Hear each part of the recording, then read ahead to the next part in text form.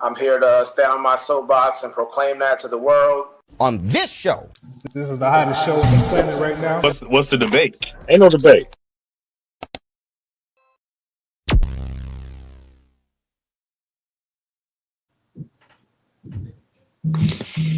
What's going on, my people out there, all the Volks? Welcome to the Vulcan Soapbox. Yes, sir.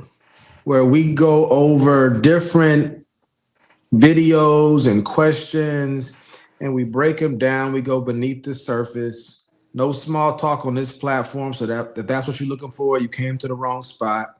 But we appreciate all of you who supported us from the very beginning. We're going on year 2 with this. And it's been fun. It's been entertaining. We got a lot of great feedback from people. People giving us a lot of great feedback. And even when you watch our shows, people have been able to open their mind to new possibilities and think about things in a way they haven't thought about them before. You know, so I'm sure you've seen that quite a bit on the show too. People changing their minds. People hitting us up. Yeah, people hitting us up like what kind of material. You know, so I just appreciate all that because the purpose of this show isn't to tell anybody how to think. It's to help people to understand how to think. We don't want to tell you what to think or how to think. We're going to show you the proper way based off of the science of reasoning. One of the fundamental pillars of philosophy being epistemology and then also logic. We focus on those two quite heavily because that's what the science of critical thinking is based off of. So we like to delve into different topics, and we actually put terminology up, which is a little bit different. You don't see that a lot on platforms that discuss the kind of subject material that we discuss. We talk about hip hop, we talk about race, all of that kind of stuff. So I'm excited to get into it. I'm about to make sure we're live on Facebook right now. Yep. Yeah, just like Vulcan said, we like the race, religion, hip hop / rap, all the topics. You can apply these principles to all these genres or these topics to help you think more critically and to get better answers if you're seeking those things, you know. Yeah, the funny thing is it's still saying only me on there. Really? So when I go to be to check, like I press edit post and I go to where it shows, it still has on there only me, so only I can see it. And the last episode wasn't live? It's not. Sorry, I'm saying that wrong. It's private, so it's live, but it's private, so nobody on my Facebook can actually watch it. Nobody on our Facebook page can watch it. Only I can see it. After we get done live, I'm able to change it to make it public. But while we're actually shooting the show, because I was wondering why we don't get questions from that platform. People always hit me up, y'all on? And I'm like, yeah, we're on. Yeah, but now I realize why it's not showing up. So yeah, that's the unfortunate part about that. So but yeah, man, we can go ahead. Sorry, go ahead. I was making sure that's your business account for the Facebook. Yeah, professional dashboard. Oh, professional. Okay. Yeah, I just somebody just hit me up and told me it's not showing up on there. Okay. Somebody just told me that. I wonder. I'm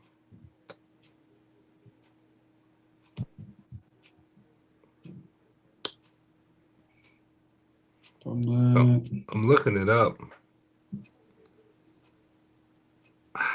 Friends. I wonder should you just go live on Facebook too? No, that's probably not gonna. That it's not gonna work.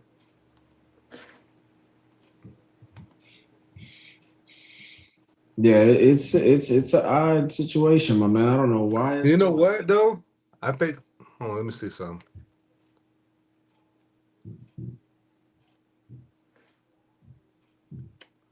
I'm not gonna be able to log in from this computer. Log in.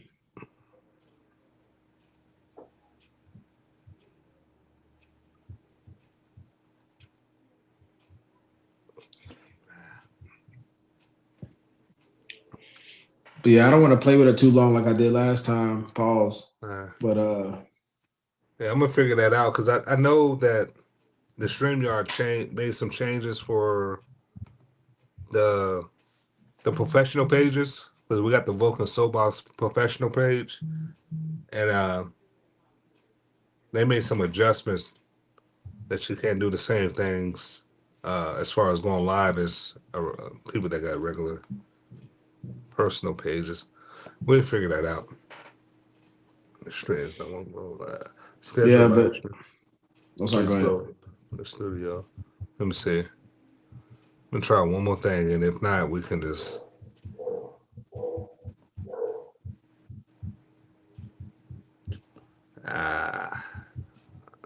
Facebook profiles.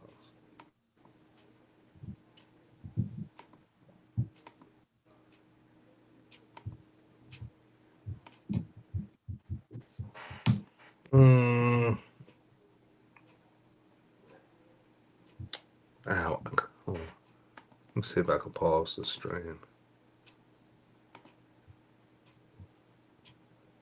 So yeah, just for the audience out there who's patiently waiting, my Facebook Live says only me instead of public or everyone, whatever it would say instead. So I'm trying to figure out why it's not allowing me to be public on Facebook. I've had this problem the last 2 times that I've gotten on.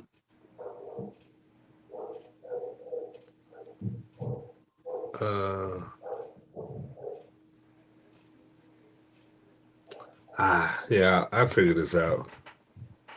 I think it's something going on with the StreamYard. I think so? Because it's showing public on your end. Yeah, the StreamYard, I know, because for the Facebook, the Vulcan Soapbox page is a professional page and it has some different rules that you can't go live. I can't go live. You can't go live on Vulcan page anymore either. Well, we figured that out. Was it going live on there before too? Yeah, it was, wasn't it? It was, yeah. And it just stopped. It stopped. I didn't even think about that. So, all right, we figured that out.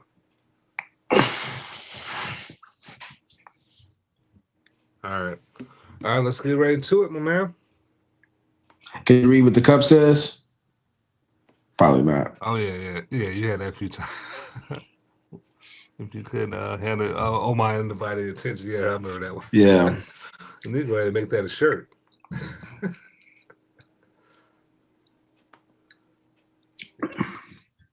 All right, so we're going to go ahead and let's let it ride.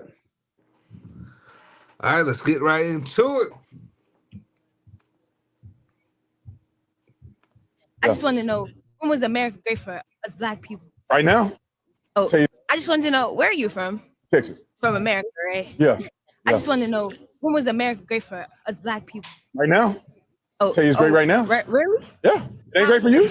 No, not at all. Wow. I mean, I'm living life. Looking good. You got clothes on. Look well fed. But that doesn't mean Got it's great. beautiful hair. Oh, thank you. Got your eyeliner on. You looking good. What kind of bag is that? That's a nice little bag there.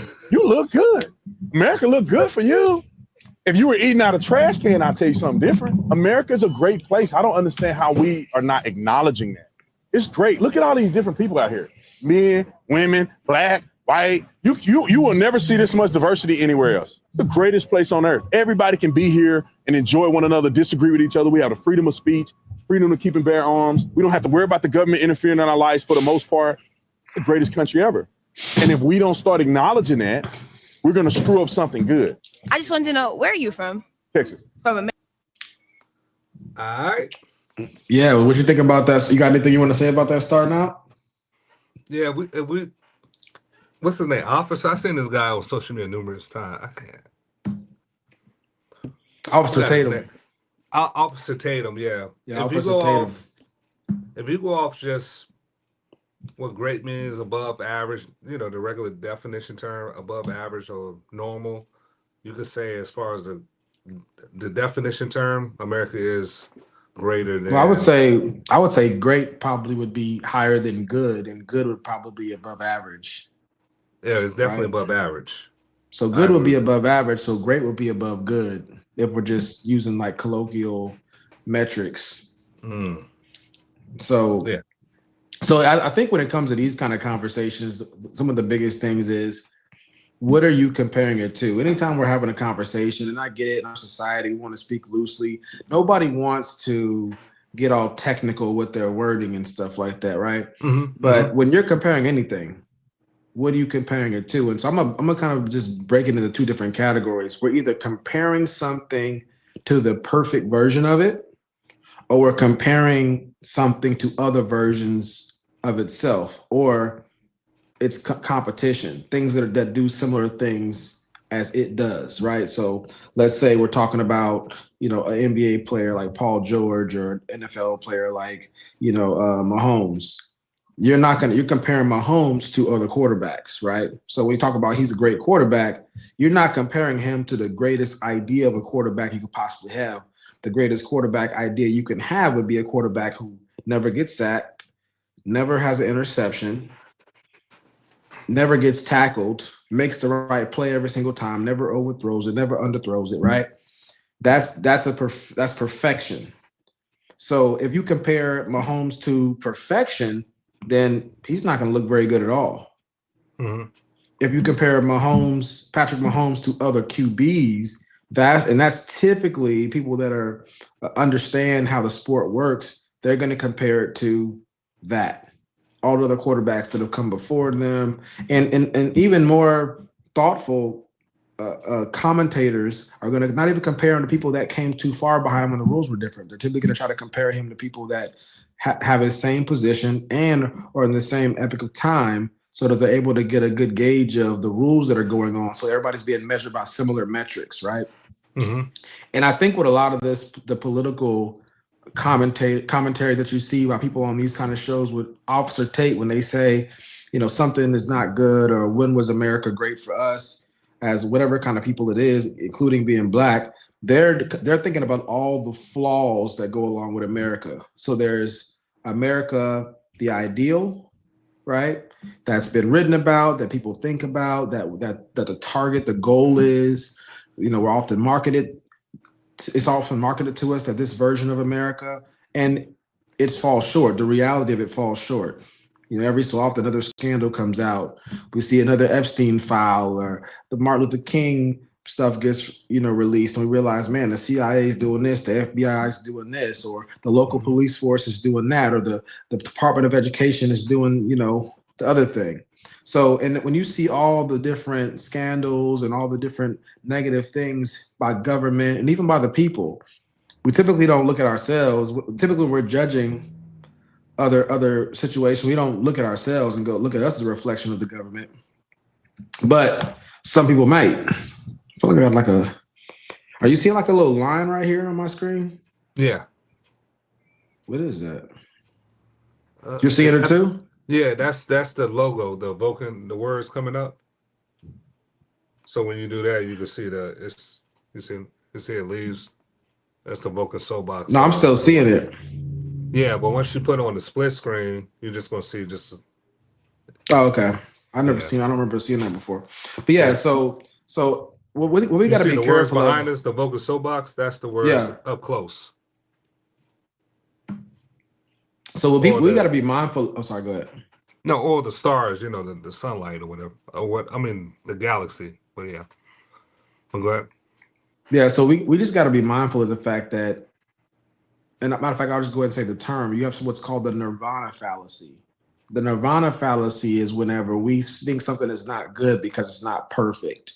We could all imagine an idealized version of a friend, a job, a country, whatever it is. And when something falls short of that image we have in our mind, especially if we want to have a more skeptical or pessimistic view towards it, we'll be like, it's not great. It's not even good.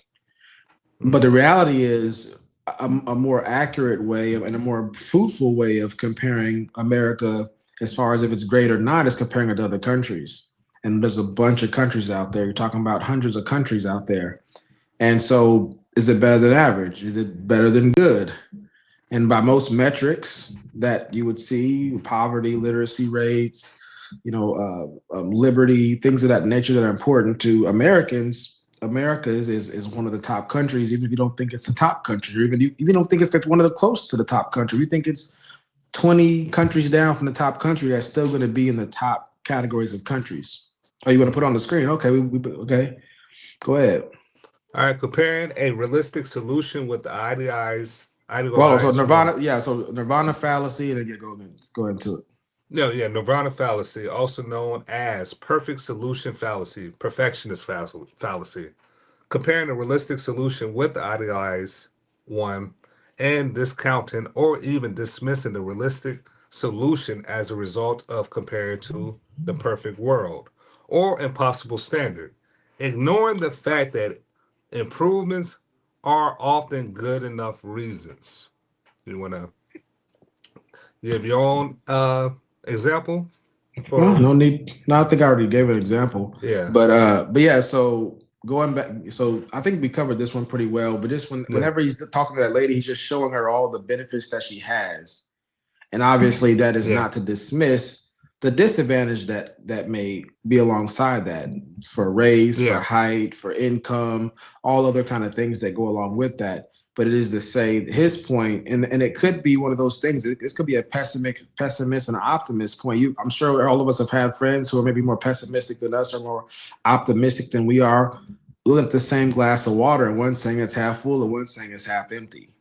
But we're both seeing the same amount in the glass.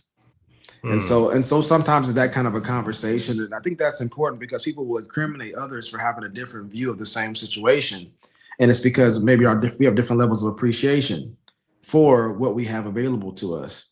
And so I think he's doing a really good job of showing this young lady that there's other ways to look at this in a way that doesn't make it all look doom and gloom, because she is afforded a lot of benefits, especially for Black people. We got to understand that the wealthiest Blacks live in America, percentage wise. I think the Yeah. richest Black person is an African guy. Nigerians. Yeah, Yeah, yeah. Nigerians. But They got the most millionaires.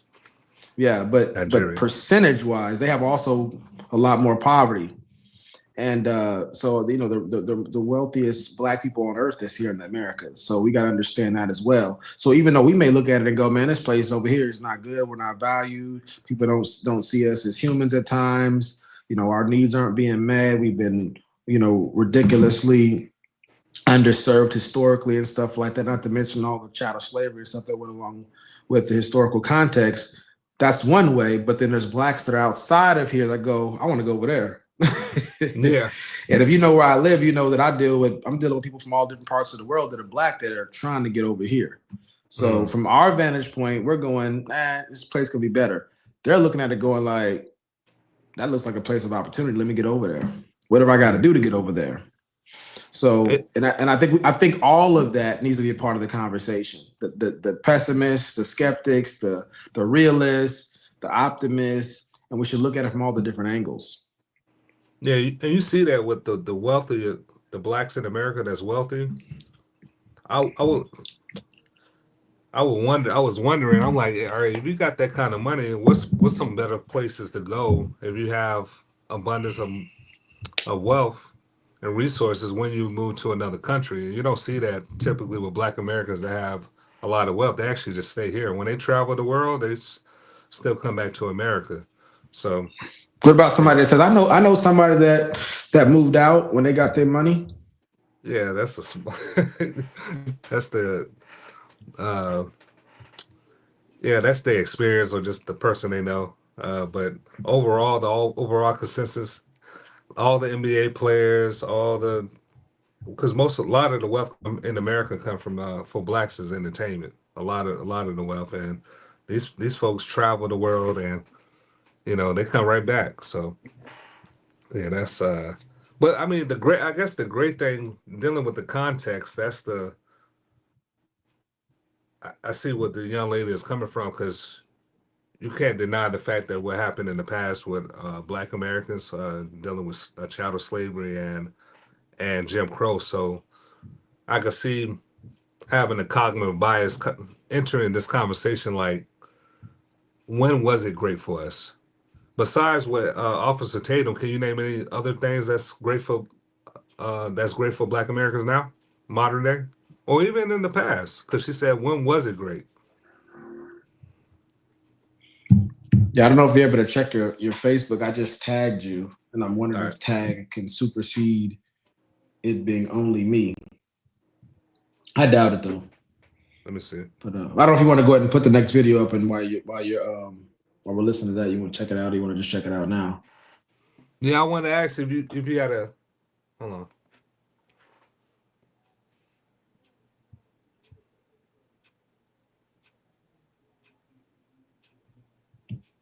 Well, it's live on. No, I don't see it. Tag's not showing up? Nah. Okay, well. Maybe I'm. Yeah, we got to figure this out. Wait, hold on. Here we go. Nope. Nope. It didn't come in. Well, I'll try it. Like I said earlier, we probably just going to have to just go on, find a way you can just go live on Facebook as well and StreamYard. You can probably just do both. Okay. All right, cool. Next video. All right. I used to be to make that little thing. Does it do that anymore? It doesn't do that thing anymore. We look at old men on the internet. Nah. Get off my lawn. See the waves, my guy. I see you. Swimming over there. Like you, man. How I got more grades? I feel like I got more grades than you. That's crazy. Yeah, you feel it. Feels like it.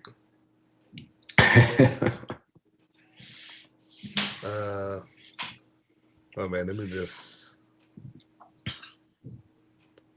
Yeah. Besides that, while I'm getting this video up, it's not popping up. Well, yeah. Well, I guess while you're working on that, I want to say, going back to that lady and Officer Tatum. One thing I think is important is we got to be careful as people. Sometimes we absorb a certain narrative, and once we start to share that, we haven't really thought about it thoroughly. So she got on that microphone and she said, "Where are you from?" You can just tell, like, she already has this. Excuse me. She already has this perspective, and it's so ingrained in her. She couldn't even think of it in a different kind of way. She had no idea what he was going to say, and hopefully it enlightened her. I don't know, but she came in. "Where are you from?" "I'm from Texas." "Are you from America? And you're saying make America great?" We're like, when was America great?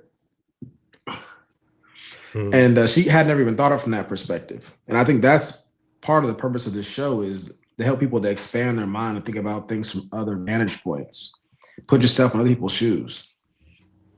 You could critique America and herald all the great things about America in the same conversation. One doesn't have to be to the detriment of the other. All right. Let's get into it.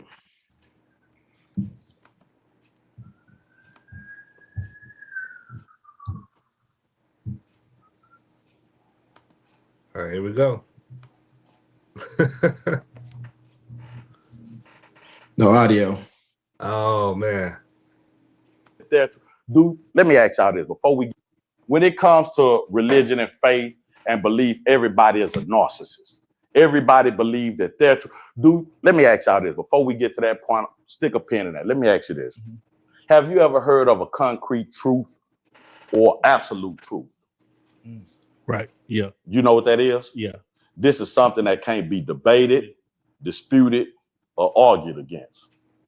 We can all agree that ice is cold. Right.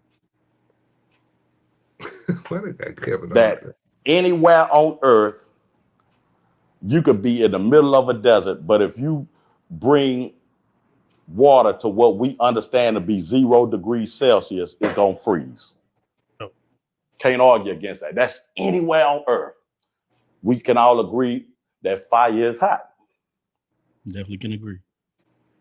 That if I set your ass on fire and let you just cook and burn, it's a good chance that you're gonna burn to death. For sure.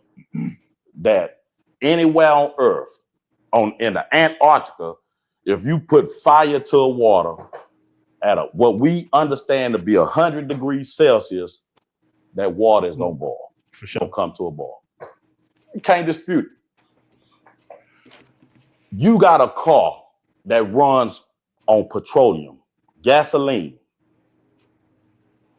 If that is completely no gas in this car whatsoever, we can all agree that this car is not going to start and damn sure ain't going to move. We can all agree. We can all agree like these are absolute truths. Yeah. Can't say the thing about God and religion. So how can what you believe and what you telling me, how is that an absolute truth?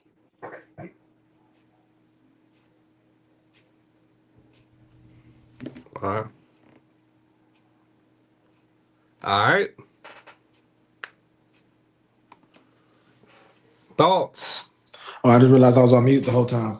But I'm trying to work on not interrupting the video, especially these short videos. So I'm just trying to take my notes so I can address them after he's done. So I think when it comes to these, you have anything you want to say before I go into it on this? Nah.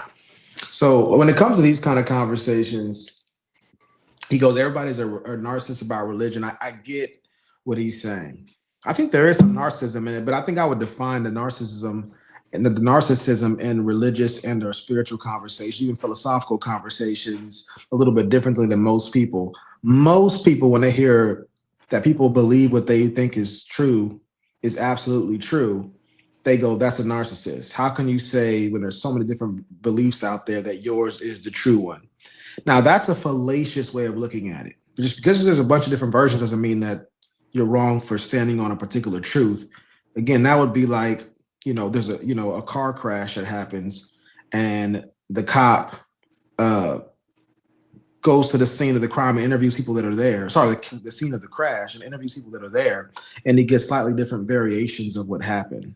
Just because there's different versions doesn't mean there isn't a truth. And that doesn't mean that one of the people that are there one of the people that are there that are present when it happened and they're with the cop, that doesn't mean that they may not be stating it accurately just because there's different versions.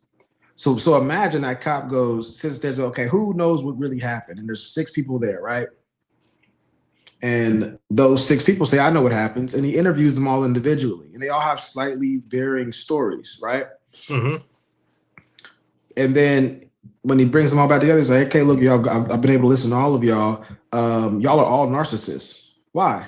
Because y'all have 6 different versions of the story, yet each of you believes that you have the truth. That would be ridiculous, because just because there's 6 different variations of the story doesn't mean one of them can't be true. It means all of them can't be true because it's contradictory, but one of them can be the truth. And oftentimes one of them is closer to the truth. Maybe there's a camera that validates what one person says more than the rest. I mean, all of them are probably really close, maybe 80%, 70%, 90%. And one other person has it pretty spot on for whatever the reason. So it's fallacious to say just because there's different perspectives on a particular situation that to think that you have the truth makes you narcissistic. Now, what I will say is this, a narcissistic aspect of it is when you think that your way is right and you're not open to any type of conversation about it, any type of inquiry, anything like that. I think a good example of that is if you interact with Jehovah's Witnesses. Jehovah's Witnesses, they pass out literature. They go out, they knock on doors, but they will not accept any literature from anybody else. To me, that's narcissistic because you're willing to share and you give the guise of being open to conversation and wanting to have dialogue and discourse on important matters, but you're only willing to give and not take. Now, to me, that's narcissistic because you're putting your own self above everybody else and you're putting yourself on a higher plane. You have an inflated view of yourself, and we're all fallible. And that's put to his point when he talks about the absoluteness that people tend to hold on to or think that they have. And he was, comparing it to ice melting and fire being hot, which I'll get into here shortly. But I think, on the deeper level, he is right that people tend to be a little narcissistic about their perspectives, religious or not, just in general, whether it's about sports, it's about politics, whatever it is. And you see them start to get angry when you start to question their assumptions that they bring to the table. So when you have certain assumptions, things that you can't justify completely, things that you're not totally sure about, But if you're making these absolute statements about it and you're unwilling to question those things, yeah, there's definitely a level of narcissism. There's a low empathy. You want the person to listen to you, but you don't listen to them. Those kind of things. But just believing that your way is the absolute truth, that's not narcissistic. Just because there's other versions of the truth out there, other people that claim to have the truth, even though that may seem like it makes sense, it's not logically a coherent way of viewing it, because there is a truth. I mean, they've done various studies, and I won't get into those studies, where they'll have actors in a room and they'll ask a question, and then there's one person who's not an actor, and the actors will raise their hand for the lie, just to see if the one person who's really there and doesn't know what's going on is going to go with the lie or stick with the truth. So they start second guessing themselves, going, well, I thought I saw that, but if everybody else didn't see it, did I really see it? And that's a psychological phenomenon. But just because they have a different perspective doesn't mean that that person's perspective that is not the actor in that experiment doesn't understand what really happened. And so on a psychological level, those things can play a role, but logically speaking, it has no influence on the other. You could believe that you have the truth about something, even if people have a different version of it. And from small scale to large scale things. He brought up the absoluteness when it comes to ice melting and fire being hot. Now, think about ice melting and water boiling and stuff like that. You know, at the absolute truth of 100 degrees Celsius, that depends on sea level, atmospheric pressures and stuff like that. So even that kind of a thing, you know, it's still an absolute once you've accounted for all the variables. So if you're in Denver versus being in Texas, water may not boil at the same temperature. Now, before they may have discovered pressures and sea levels and stuff like that, somebody would have saw two different temperatures boiling the water. But there was unaccounted for variables out there. In the same way in conversation, you may be communicating with somebody going, you don't know that for sure, that's your opinion. It may be unknown variables that you're not aware of, that once you became aware of, you realize, okay, that is the absolute truth. It may have to do with your ability to understand mathematics, your ability to understand philosophy or logic and how to think critically. Sometimes you're in conversation with somebody like, you can't prove that. And then you prove it to them and they're like, oh, wow, I didn't know. It's because there was these unknown pockets of knowledge that they didn't have access to in the moment. They weren't aware of it. That's why we encourage epistemology on here so much. You got something you want to put on there? Yeah, James Ward on comment on this video, he said, as a child has to be taught to believe in God. No one is born with the concept of God. Any thoughts on that? Well, I'd say this, whether that's true or not, that's a separate point, and I don't mind getting into that one. But again, this is a show about logic and reason. A child has to be taught to believe in God. No one is born with the concept of God. That's irrelevant. A child has to be taught about mathematics. A child has to be taught what his parents' names are. You're not born knowing your parents' name. Again, that has nothing to do with whether something is true or false. That's not an epistemology. Just because you're born knowing or not knowing something, it's nothing to do with the truth or falsity of that particular claim. And people need to understand that. I don't hope did you catch that? You know, I don't know if I said it too fast for people because I talk fast sometimes, but is what I'm saying making sense to you? Say it again for me and audience. So a child it says a child has to be taught to believe in God. No one is born with the concept of God. This is some type of attack on the belief in God, I presume. But and I mentioned I can go about this two different ways. Whether or not children understand God without being taught about God, right? That's one question. But I want to focus on this as a disproof of the concept of God. And what I would say that is that just because a child is not born knowing something doesn't mean that which they do not know is false. So I gave the example of mathematics, algebra. Are babies born knowing algebra? Okay. No. Does that make algebra false? Does that make the concept, to kind of use the exact wording, does that make the concept of algebra false? Of course not. Are they born with the concept of their parents' names? Were you and I born knowing our parents' names? No. No, but that doesn't mean that our parents' names are false, or that's not our parents' names. Just because you're born or not The born first name doesn't was mean Mama and Dada. That was the first name. that first names. Names. You know, interesting thing. You ever heard the Chuck Norris? It says that Chuck Norris was born in a log cabin that he built with his own hands. Shout out to Chuck. So yeah, we're not born. Perhaps we're not born with the concept of God, but now I want to address the other side of that. Is that I can't think of the philosopher and communicator of this, but you have the watch situation, the watchman, the watchmaker. There's a good case to be made that people look at. I remember Ari Spears was talking about. I don't know if we're going to cover that or we covered it on the last show. I'm talking too fast, but Ari Spears talks about how he's pretty much an atheist now because of all the ugly stuff that he sees with religious people historically and now, from slavery all the way to now. But he said on the flip side of that, what happens is whenever I'm looking at the expanse of the universe, I'm like, I feel like there's a God. God is all around the world. All different kind of cultures had a concept of God. Where does that come from? Yeah. And I don't want to get that. That's a more potent point than people probably realize. Like alliteration right there. Potent point. People realize. But yeah. So people may not really understand the potency of that all the way. But you got to explain how almost every single civilization that has ever lived has had some kind of concept of God. Were they all at the same school? No, they all lived at different points in history, spoke different languages. So there is something universal and absolute about the concept of God. Now, the other point about that is that when a lot of people, when they look at the universe and stuff, so I guess I'll just say the age-old apologetic about the proof of God, which is the watchmaker.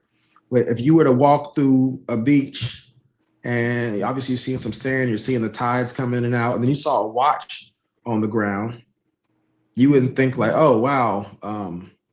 The nature has somehow, constructed this apparatus that's able to tell time naturally.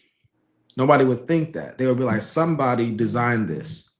When people look at the universe, they look at, the sunrise and all the different things like that. It cries that this is all designed. It's so uniform. When you look at your own body, you're thinking like, oh, wow, this works so well. This is not by random chance. This was designed. So there's a good case to be made that way. But you can take it either way. But the thing is, it's not a good point. My point is that comment, although it may be common sense to some people, is not a good point. Okay. So you got anything on that or any questions for me? Yeah, I got another comment for you. This one better be good. Noise. You heard me? On my end? Yeah. I think that's your end.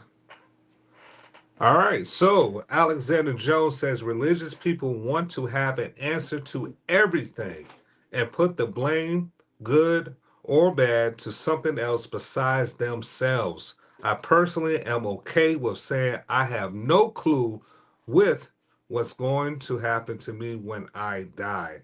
This is the mystery of life. It's a long message right there. So I'm gonna break it up in parts. Religious people want to have an answer to everything and put so I'll answer that. Religious people want to have an answer to everything.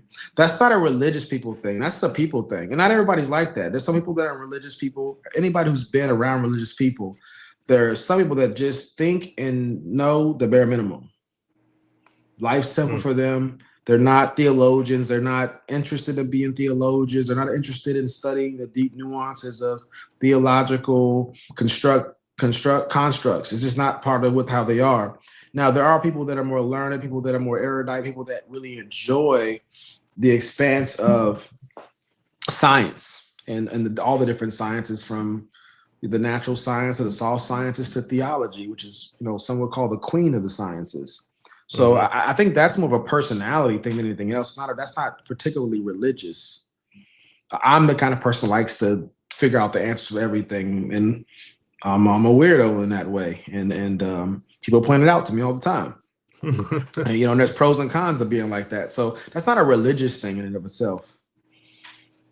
Are you trying to find the comment again? Yeah. So yeah, when it comes to that point right there, I think that sometimes we look at other people with a lens that's colored by whatever last issue we had. Maybe somebody had a problem, but maybe they have a certain gripe against religious people, and so they're just putting this stigma on religious people that probably does apply, but applies to people who are non-religious as well. You know, you talk to Richard Dawkins, you talk to Sam Harris, you talk to Daniel Dennett, you talk to Christopher Hitchens and all these atheists of the past, David Hume, Bertrand Russell, you know, all these different guys like that. They like to have explanation for everything too. And so, and that's part of an inquiring mind. You know, so that has nothing to do with whether you're religious or not. So religious people want to have an answer to everything and put the blame, good or bad, to something else besides themselves. So yeah, this is somebody who has some kind of gripe, I guess, because I mean, what does blame have to do with what we're talking about? Sorry, hold on real quick. So I don't know what blame has to do with anything in this situation. What kind of blame? Now I do think people will scapegoat, religious and non-religious will scapegoat. That's just a part of human nature. We struggle want to take accountability. So again, this is one of those things that doesn't necessarily apply. Will you see it in the church and in the mosque and in the temple? Yeah, you're going to see that. You're also going to see it outside of that. But I think that what you'll find is religious people tend to look towards themselves more often, especially the Judeo-Christian religions tend to look to themselves more often because it's a part of the doctrine. I personally am okay with saying I have no clue with what's going to happen to me when I die. Yeah, you hear this person saying it. I personally am okay.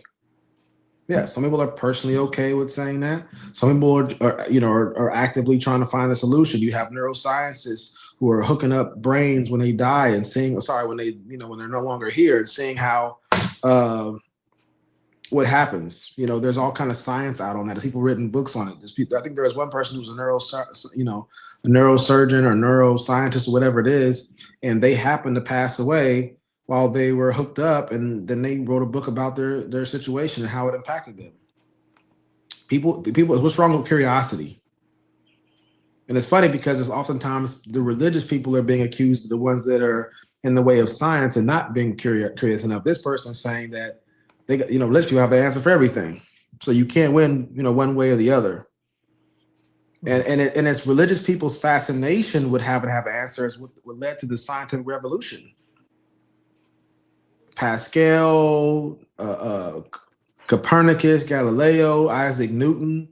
These were all, even in Islam, a lot of mathematics come out of Islamic thought. And a lot of that is because they looked at the universe, they read the scriptures, and they were like, well, God is orderly and he's created the world in an orderly way. I may be able to discover the hand of God in creation. That was a part of which you read the writings of these early scientists. They were called natural philosophers before they were called scientists. So I think that he's able to make that comment partly because of the religious people's endeavor to understand the natural world. So we got to understand that as well. So yeah, that's his personal. I'm okay with it. Okay, you're personally okay with it. And another non-religious person is personally not okay with it, and they'll continue to try to figure things out. This is a mystery life. I don't think anybody would dispute this. The funny thing, again, people accuse religious people of saying, well, God is mysterious, So this person's playing to the mystery as a non-religious person while attacking the religious people for not believing in the mystery, I guess. Well, other people that are non-religious accuse the religious people of focusing too much on mystery. So you see, you can't win on either way. It's all, again, it goes back to the previous video. We talked about the pessimist and the realist and the skeptic. And they'll look at the same thing and see one glass half full and one glass half empty. I think the bigger picture we can take out of this is that whether you're religious or not, you're going to find all the different traits in religious people that you'll find in non-religious people, and vice versa. Because certainly the Bible never claims to be some type of cure for every type of mental ailment people have, every type of misstep in judgment people have. It's meant to help clear your vision. It's meant for salvation, but it doesn't mean that if you believe 2 + 2 is 5, you're not going to believe 2 + 2 is 5 anymore. That's not the promise in the scriptures anyway. You might still, if you're illiterate, you may still read something wrong when you pass, and you could be religious. Hmm. That's not the focus of religion for most religions. And there's lots of religions out there, but that's not the focus of most religions, to make you as intelligent as possible. Most people are not going to be the erudite intellectuals that people, you know, these non-religious people may want them to be. Okay. So yeah, we covered that. Anything else you got on that? That was good. I like those comments in there. I think they were very good. One more comment. Oh man, you really going in with these comments. We got a lot of videos. One more comment. 45 minutes in already. Go ahead. If someone asks you why I don't practice any religion, what was it? NY? Nah. Oh my. Okay. Yeah. If someone asks you why I don't practice any religion, my reply will be because there's no absolute truth in it. Yeah, that's just silly. There's no absolute truth in it. I mean, are any type of religious text, like let's just say the Quran, even though I'm not Muslim, it says that Muhammad's name is Muhammad. Is that absolute truth? We know historically Muhammad's name was Muhammad. We know where Islam started.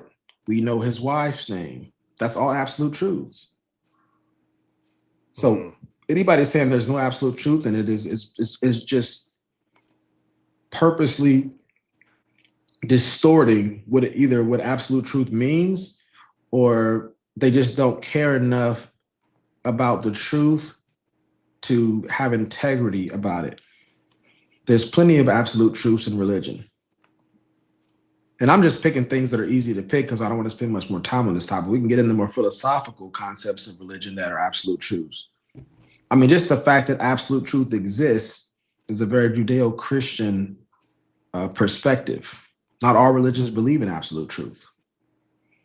A lot of non-religious people don't believe in absolute truths. A lot of atheists don't believe in absolute truths. Nihilists don't believe in absolute truth. And that's so the thing is that whether you're religious or not, again, they don't always believe that. Okay. Let's continue. We don't have any comments yet? Nah, no comments. I don't see any right now. But it's a hot topic. It's a hot topic. I got one more video. Just give me a few minutes. I gotta have some difficulties right now. You said we only got one more video? Yeah. I got one more video, but I want to post this. Just give me a few minutes. You got anything else you want to address? Go ahead, because I got to take some time to do this. Got to fix some things. Okay. All right, cool. Well, if anybody want to send in a comment, I guess you probably want me to post a comment up anyway. Let me go on. Let me go on Facebook.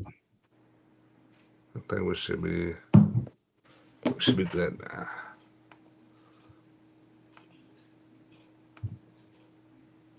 All right, so let me see if you can. Wait, hold on. What's going on? What's going on?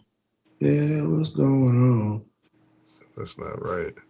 Ah, man. That's the thing with this Instagram.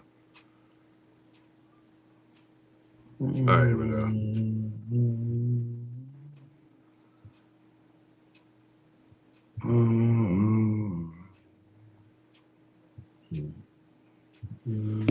All right, so we're gonna switch gears for a minute, bro. Let's get into relationships, business. I want to get your thoughts on this. Maintaining relationships. Talk to us. Share your perspective. All right. You can let me know. You can see that on the screen. All right, there we go. All right.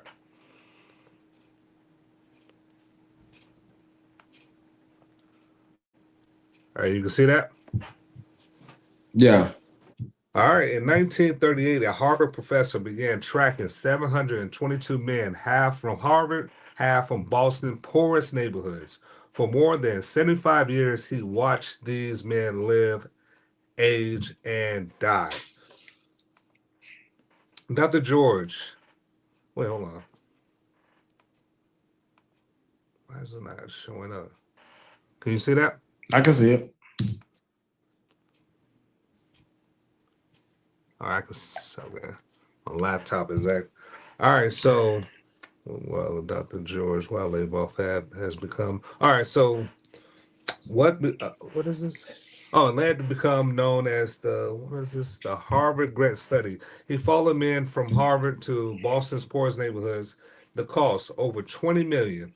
All the answers one all to answer one question: what creates happiness?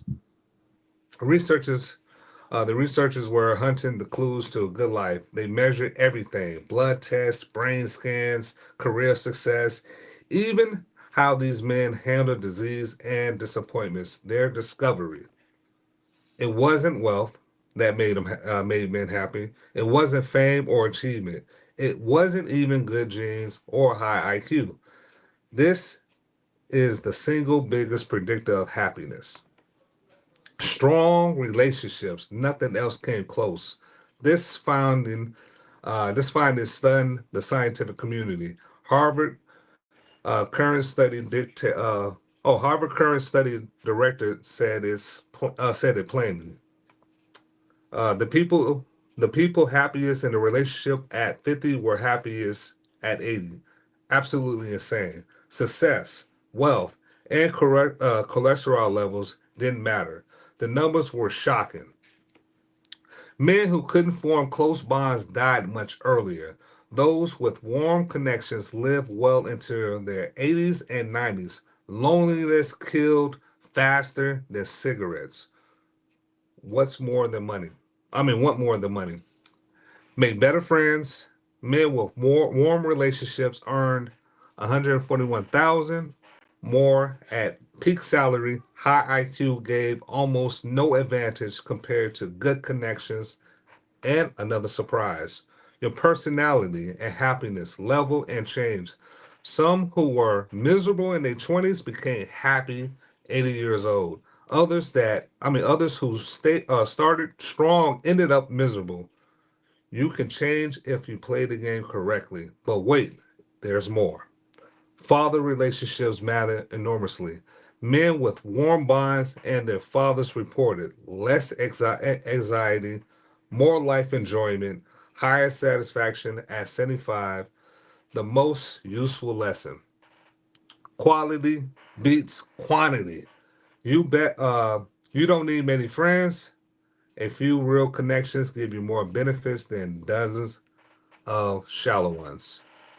Thoughts? You got anything? Man, this is Well, I guess what made you want to talk about this one? random because usually we talk about relationship religions, and I thought that, like I said, the R's, we like to stick to it. Like I just said, religion, relationships, and rap. And relationships don't always have to be about men and women. Sometimes we don't talk about that often on the show as far as relationships outside of your significant other, friends, including family. And I thought that was important to discuss this long longevity. You don't hear people mention that your relationships actually uh, could help you live longer. and and it stood out to me because people like me are introverted people that don't have I think I have a strong network of friends, people that I have strong connections with. But for those that's introverted, don't have a lot of friends, and may not have um, valuable friends, high value friends, meaning people they could depend on, give them sound advice, good counsel.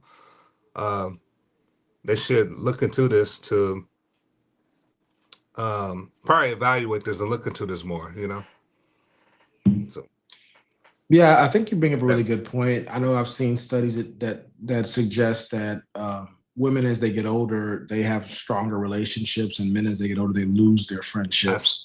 I see which I think kind of talks about this. I think because of course the focus on this is happiness, and I don't know how many people, especially when they're young, are concerned with happiness. Most of the time, they're more concerned with, you know, getting women, getting access to resources so they can have more peace of mind, you know, and all the great things, the booty that comes with a success.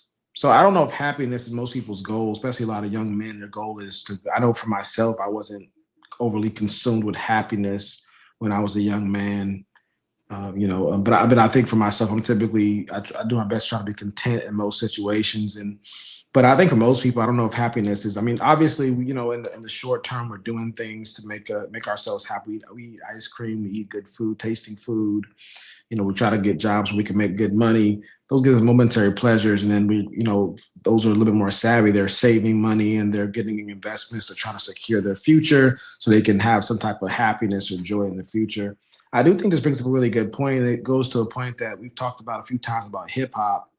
And part of my issue sometimes with the hip hop music, and not just hip hop music, but it's primarily hip hop music because nobody does it quite as good as and as often as hip hop, is just, you know, shaming the poor. You know, there's emphasis on money, get paid, and nothing wrong with telling people to get paid. I mean, the Bible says money answers all things, you know, and so like nothing wrong with encourage people to want to get the bag and get the money. But I think there's an overemphasis and people tend to think that leads to happiness. So I think studies like this, if this study is true, you know, studies like this are helpful to let people know that this is not what leads to long-term satisfactions and or happiness as it suggests here.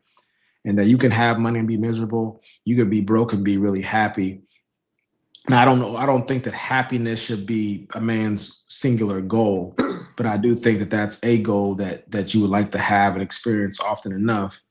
And so I think with this one right here, I think it's a real good reminder because I think a lot of people, especially people that didn't really come from money, they tend to believe that if I get to money, I'll be happy. I'll feel better about myself. I won't want to hurt myself. I won't want to hurt others, or, you know, I make these decisions because I'm trying to get to this bag. But once I get to that place, I'll be a different kind of person. People realize with all the compromises and the selling of your soul you did to get to that bag, you are not the same person when you started the journey as you are now at that point. You know, and so I think people kind of realize that you shouldn't compromise your values to get to the money. And a lot of this helps a lot of the justification people have and why they do it, which is they think it's going to ultimately make them happy. You know, some people misquote the text that says, you know, they say money is the root of all evil, right? But then, you know, people realize it's the love of money is the root of all evil. And I think this is a really good point in saying that, you know, IQ, money, you know, strength, speed, you know, access to a bunch of women and stuff like that, which would go into the bucket of relationships to some extent, but none of that stuff can really, you know, lead to your happiness. It's going to be strong relationships, especially when you go through turmoil in your life, whether it's a death in the family or, you know, you lose a job or you lose a body part or something like that. You know, you have certain ailments happen to you. Those, especially in those kind of moments, you know, you're definitely going to lean on more than just money or IQ or different things of that nature, because at the end of the day, no matter how smart you are or the lack of smarts you have, you're still a human at the end of the day. Nobody's IQ is so vastly different than the lowest person's IQ that they're not even human. They're still human at the end of the day. So I think that this is a really good study, and I think it's helpful people to be able to see these kind of things so they can try to keep things in the proper perspective. So I think in that sense, it's good. Right. Anything I said that stood out to you, or anything you think will be a good question? What stood out that as far as people focus on money and IQ and some gifts or talents that they was born with, is more we got to put more emphasis on strong relationships, and I think that's the message people have to invest more time in and actually consider building strong relationships. I think that's important. You know. But yeah. Got one more post from Instagram. You ready? Yes, sir.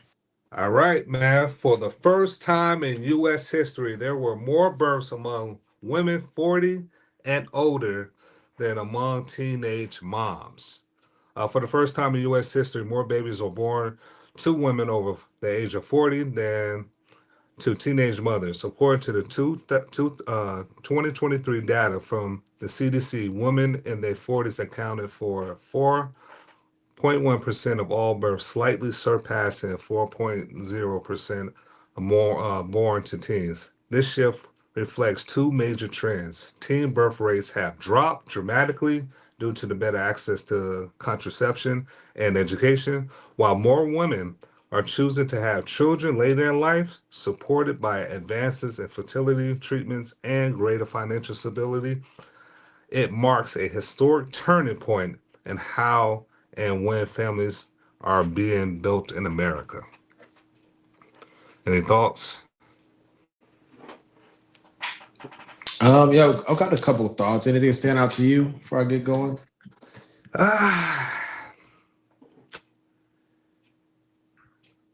Yeah, this is, I mean, it makes sense financially for women and men too, but your financial, just living in America, a lot of times you don't want to make uh, decisions that's going to impact your life until you're older. And I see the pros and cons of that, but it makes sense in America, in a capitalist society. People tend to focus on their finances before they get the family, and sometimes that you're not going to have those the ideal money you want to make. You're not going to have that in your early 20s. Versus our previous generations, they went and had babies at a younger age, and this modern generation is more focused on financial goals, and you don't reach those goals until your 30s and 40s. I think they said the average millionaire is like what 60 something. So to reach those financial strides, you're not gonna get there till you're older. So this makes sense to me. That's what stood out. Yeah, so I was trying to write down a few different. But it's a good thing not having too. It was stood out. Not having as many teenage pregnancy. That's a plus. So Yeah, I mean, the only issue I really see with teenage pregnancy, because teenage pregnancy is historically and worldwide how most people were born for most of human history. I think the only issue with teen pregnancy now is people aren't getting married, anymore as teens whenever they're getting pregnant. I think that's the big deal. So people didn't always finish high school. They worked on a farm, or they did whatever, or they worked in the factory, and so they may not have finished, but they got they had their wife that they met probably in school, and then they got married and they started having kids. People having 15 to 24 kids, at that time period, especially with the mortality rate for during birth could be high, so for various different reasons. So yeah, I think when it comes to something like this, there's multiple influences. That's what I was looking for earlier, influences. I think one thing is marketing. Women and men, especially women, are being marketed to. People make money off women staying single and staying childless and not getting married. Single women spend more money than married women spend. So we've had a tremendous amount of marketing go towards women since, outside of even feminism, but just as you have all these big conglomerates and corporations that have all this, money just to spend on marketing ads, and with social media and smartphones, you're constantly being bombarded with all type of advertisement and marketing that is subliminal and just directly to you. And so as that happens, is women getting all that marketing, being told that, say what's up. What's going on? Oh, you want to say what's up to the fam? Hey, everybody. What's going on? Hey, this is my sister. Say what's up to the folks. Say what up, folks. What's the deal? With this thing, what is it? I got it. Oh, Put the thumb there. okay. There you go. I got it. Gang, gang. Gang, gang. What am I talking about? First time in history. Women versus having more children than teenage. Later age. Any thoughts? I mean, You want to talk to the camera? Go ahead. Don't be shy. Go ahead. you not like to be on camera. So yeah, I'll give you something that you can speak to. So I was sharing some of the different influences that are She leave it? Yeah. Yeah. He So yeah, I was was gonna share what he covering. was saying. He wasn't listening. Go ahead, explain. All right, you come back. Go ahead. Yeah, so I already explained the marketing part. So I think the Cosmopolitan magazine. I think a very prominent YouTuber. He used to bring up all the time about how Cosmopolitan magazine, a lot of these different magazines were marketing the women. And so women would stay single longer because they had experienced the world, and of course they're going to spend more money. Like the travel industry is big. Women travel more than men for leisure. Women in groups too. You see that? Yeah, you see that, and men do it too, but nowhere near the level you're going to see women doing it. If you look at those MLMs that are like travel agencies that are MLMs, you're familiar with those?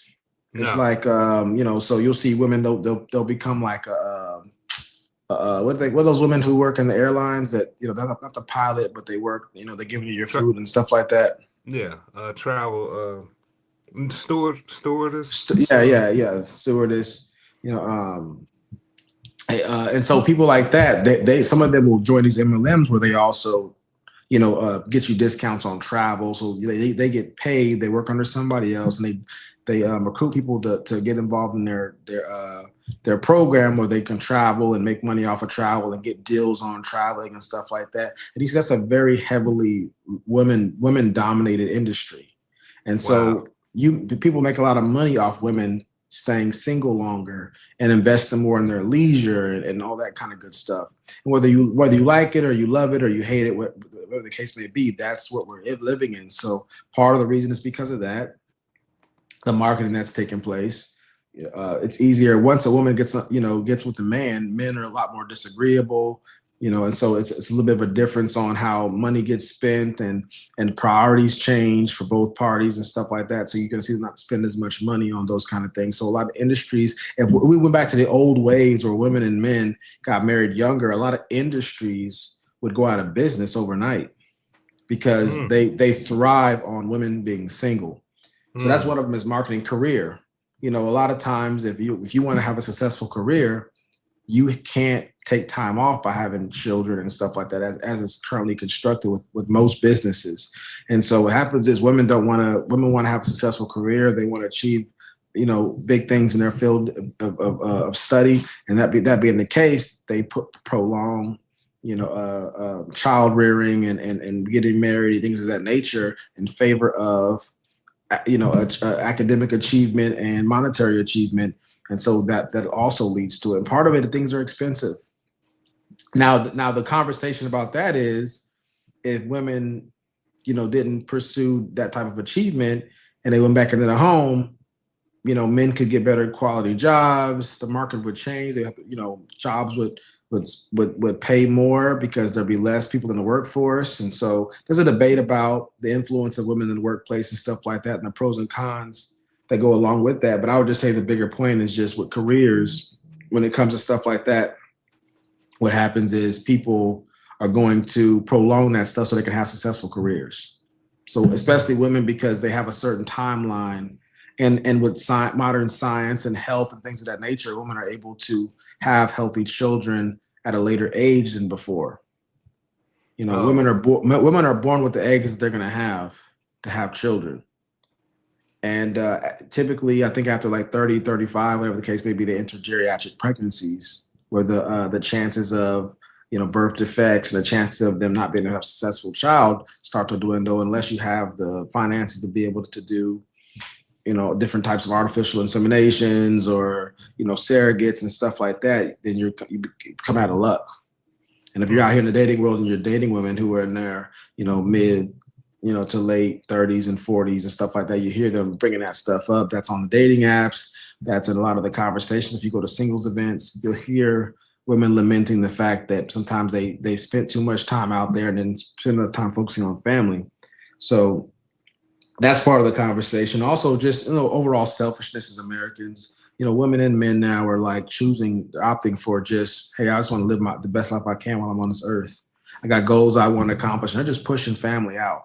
And the reason why I say that's kind of that can be selfish is because, like with me, my family, my kids, myself, my dad and my grandparents are all still around. So you have 4 generations represented there. You see what I'm saying? Mm-hmm. So my grandfather is able to see his great grandchild walking and living and talking, and not even just as a baby. That's pretty special. I hope that I get to experience that myself as a grandfather, to be able to see that level of that, to that extent of generation, still walking and talking, and be able to be an influence in their life with the wisdom that hopefully I'll have at that time. I don't have it now. So, I think there's a certain level of selfishness because, and you see ladies talk about this that have children later on in life, they often wonder, and men as well, they wonder, am I going to be around to see my grandchildren for that long? And I won't get to spend that much time with them. I won't be able to help my child through that time of their life because I may not be around that long. And so that could be a level of selfishness. You're enjoying your time now in your 20s and even your 30s to have kids closer to your 40s, which means you may not be able to be there to see that many generations still walking around and being influenced in that way. That's a pretty big deal. What do you think? Any thoughts on that, Enos?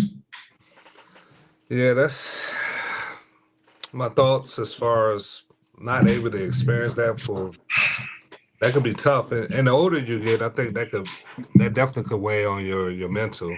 Because it's a trend. You see people like Dr. Cheyenne Bryant. She's been vocal about having kids in her 40s.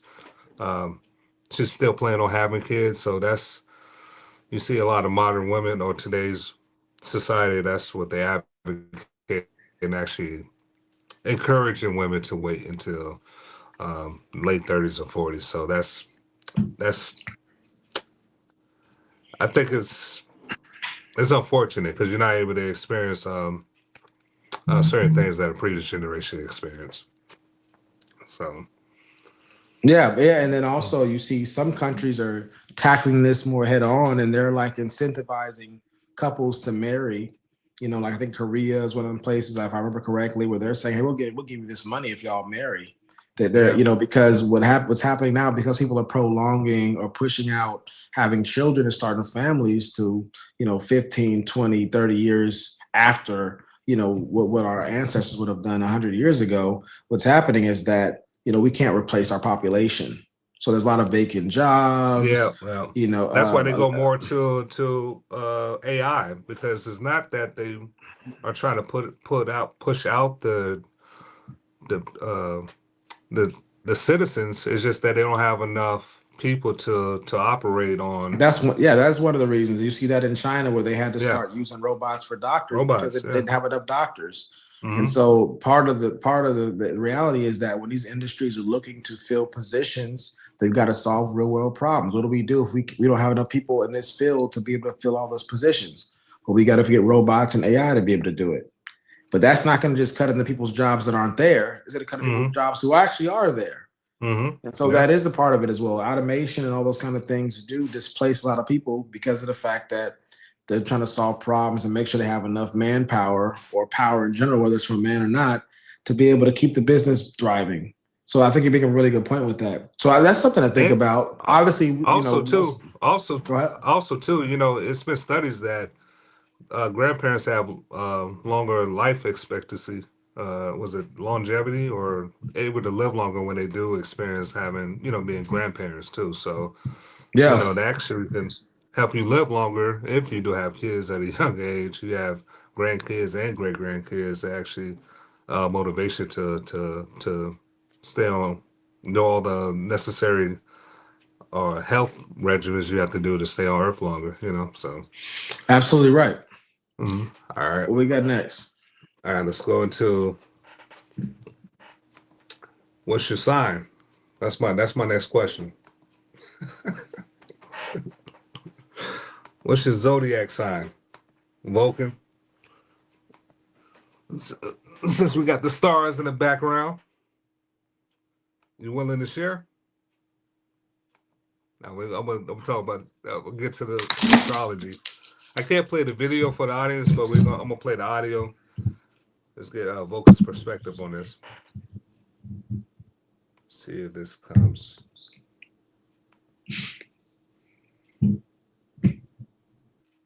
Into some astrology.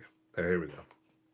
how good of a match Right. we're going to be. And in the future, what our problems are going to look like, what our relationship's going to look like, what our love's going to look like, what we're going to fight about. And it gives you this insight into the future. You Rewind it. at my star sign and I can see what it says about me. Or I can even match my sign with a person I think is really cute. And then I can see how good of a match we're going to be. And in the future, what our problems are going to look like, what our relationship's going to look like, what our love's going to look like, what we're going to fight about. And it gives you this insight into the future, but it's coming from a supernatural source that is dark Not holy. and it's not holy. I can look at my star sign and I can see what it says about me. Or I can even match my sign with a person I think is really cute. And then I can see how good of a match we're going to be. And in the future, what our problems are going to look like, what our relationship's going to look like, what our love's going to look like, what we're going to fight about. And it gives you this insight into the future, but it's coming from a supernatural source that is dark Not holy. and it's not holy. All right. You got Astrology. anything on that? Before No. I go on. So Yeah, yeah, yeah. I mean, yeah. So one thing is, this is one of those things that you see is very, very popular amongst the ladies. Is astrology. I can't tell you how many times I've been asked what my sign is. It's I'm sure it's gonna still happen, and it can be good for fun conversation. What did Biggie say? You know, as soon as he asks your name, you know, what's your name? What's What's that your time? signs? Yeah, as soon as he buy that wine, I just creeping from behind and ask you what your interests What's are, who you be with, Who you be with?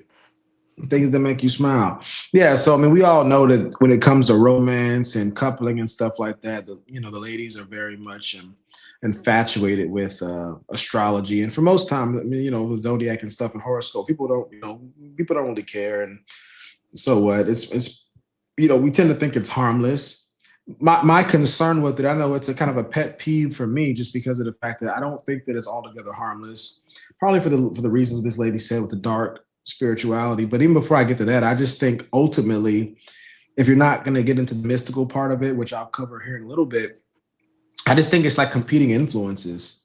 I think for most masculine men, when you're spending time with a lady and getting to know her, get to know you, you don't want her being bamboozled or influenced by this pseudoscientific perspective.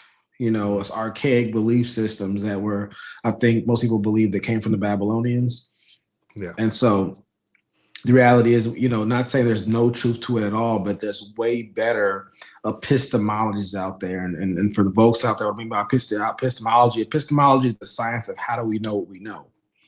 So some people may use astrology to try to figure things out. Like she said, what are our likes, what are our dislikes, what we fight over. There's better metrics. There's a lot of sociologists have gotten involved with stuff like that. Psychologists have gotten involved with that. You have a religious text that talks about things of that nature. And so those are all better metrics than astrology.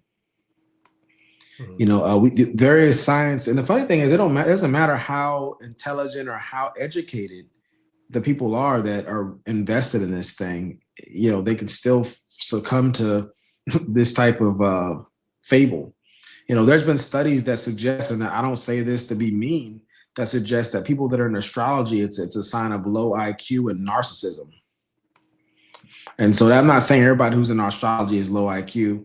One of my favorite, social media personalities, Dr. Umar Johnson, planned on having astrology in his school, which was very embarrassing as a Black person. I'm thinking, like, why would you, we're already falling behind in STEM, science, technology, engineering, and mathematics. And you got, Black people from all around the world, Barbados, all that kind of stuff, being trained in STEM and then coming up here and getting a lot of the good jobs. Africans, all that kind of stuff, and more power to them. But you would want some African Americans who are homegrown in this country to partake in some of those jobs. But it's going to be very difficult when we've got one of the most prominent activists in our community, Pan-African himself, the King Kong of consciousness himself, which we've done some videos on in the past. So definitely go on our page and check some of our material out. He's catering to the women. Dr. Umar has a large women following, so that's my That's my theory. That's why I think that's what he's doing. I thought you said our channel was catered to the. My fault. Okay. No, Dr. Umar's following is Yeah, catered yeah. to. Because right when I was saying that, you said that, I was like, well, that's why I stopped. I was scared what you were saying. But okay, I got what you're saying now. But yeah, check that out. We did maybe I don't know about 3 or 4, maybe 5 videos on Dr. Umar, and we try to do a line by line breakdown of what he had, what he was saying, and I'm a fan of him as a personality.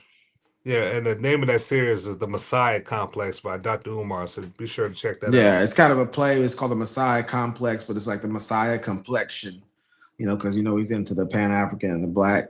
So we kind of did a play on that. But it's a really good breakdown. We go through it intellectually.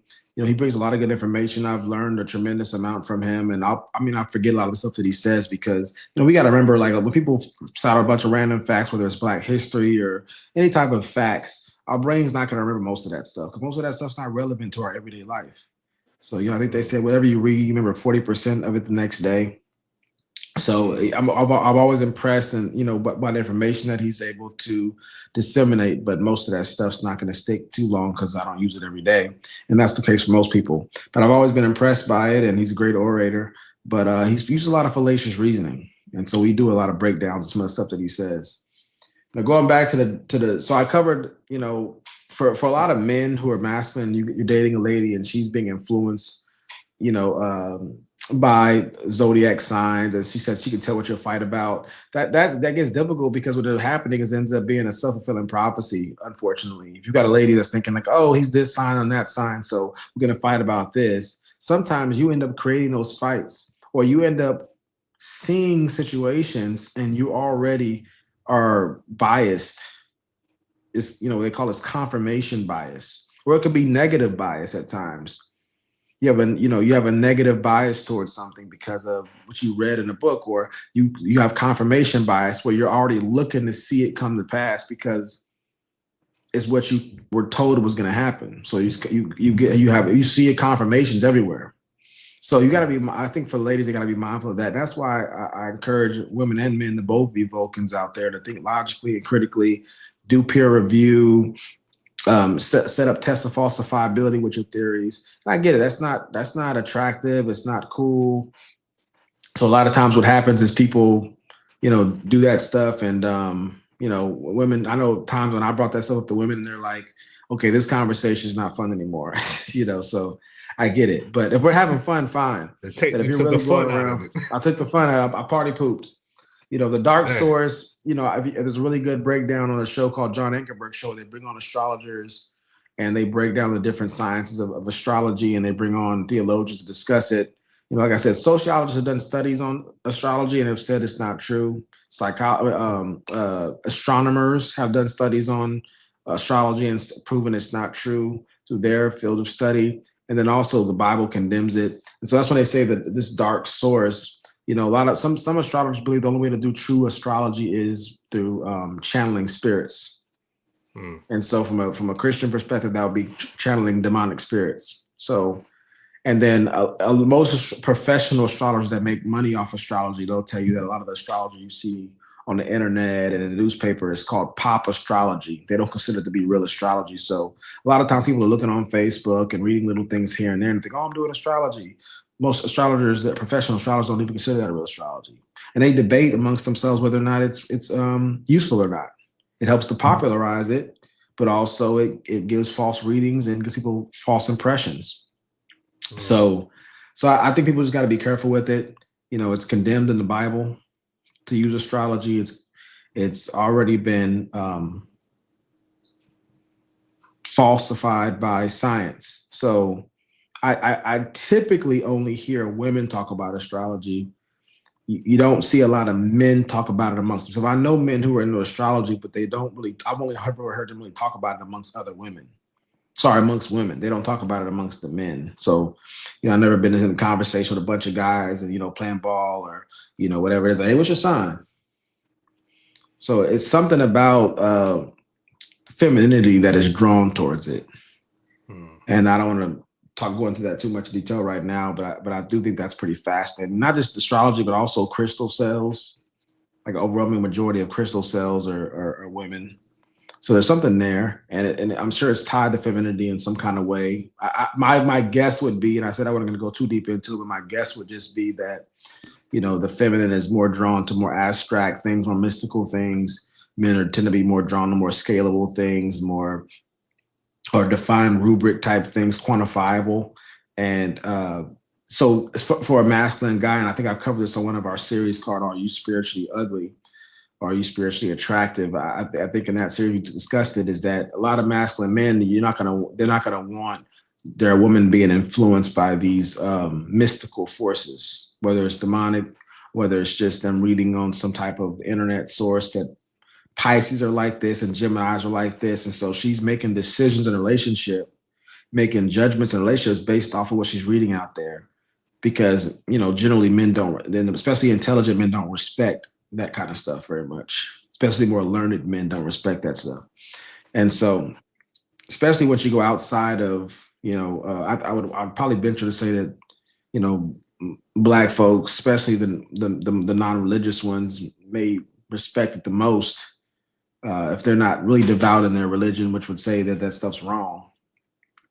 You know, but I don't know if in other circles that are more into STEM, in my experience, they're not as much into astrology as we tend to be, because we're a lot more superstitious and mystical. I think Hispanics similarly are kind of like us in that way, but no, you know, even Asians I've seen get kind of caught up in that, but there's kind of like a mix with that as well. Astrology, yeah. But I would just say in general, apart from those generalizations that I'm making, I think the main thing is just it's not scientifically accurate. And that's why I say we gotta put our thinking caps on and go, do we want to believe it because it's true, or do we want to believe it because it feels good to us? It takes away responsibility, gives you excuses to endorse. I mean, how many times have y'all heard people out there say things like, "Oh, I'm like that because I'm this"? That's just the way we are. And it's like, no, you're being a jerk, and you're choosing to be one irrespective of when you were born. So ask yourself this question, all of you who believe that stuff out there, have you ever really researched it? And I don't mean researched it the way you want to research it. I mean researched it scientifically. When you research something scientifically, you're putting your biases to the side. You're looking at primary source material. You're finding out what the test of falsifiability would be. So if this was not true, what would it look like? How do I test and see if it's true? What you would do is, okay, the astrologists make these claims. Let's study that. Those are different things you can do. They've already had the studies done on these kind of things. So I think people that are believing that stuff, they just really want to believe it. They don't care whether it's true or not because it feels good to them to do it. And if that's what you want to have your fun. But don't just think everybody else is going to be into that, and also understand that it could affect the kind of people that you can have a relationship with, because not everybody's you start a business plan with somebody and you're about to do business and you're selecting people and filter people out based off their sign. Your business partner may be like, I can't be a part of that. That's not a good way to do that. We're going to lose money.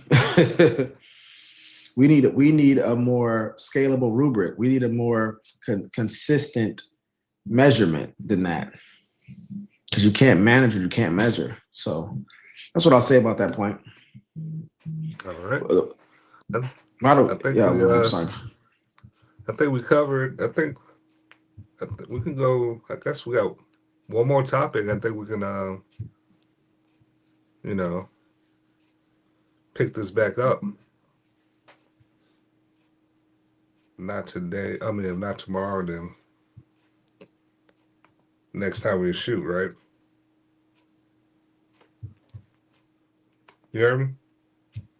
Yeah, I don't know what you're asking me. I say we could cover one more topic and then we can wrap it up. Okay, I thought we had more videos. All right. You sound tired. Hey, I got more videos for you. I just don't know if you're about that. All right, let's you say it's a go, it's a go. All right, so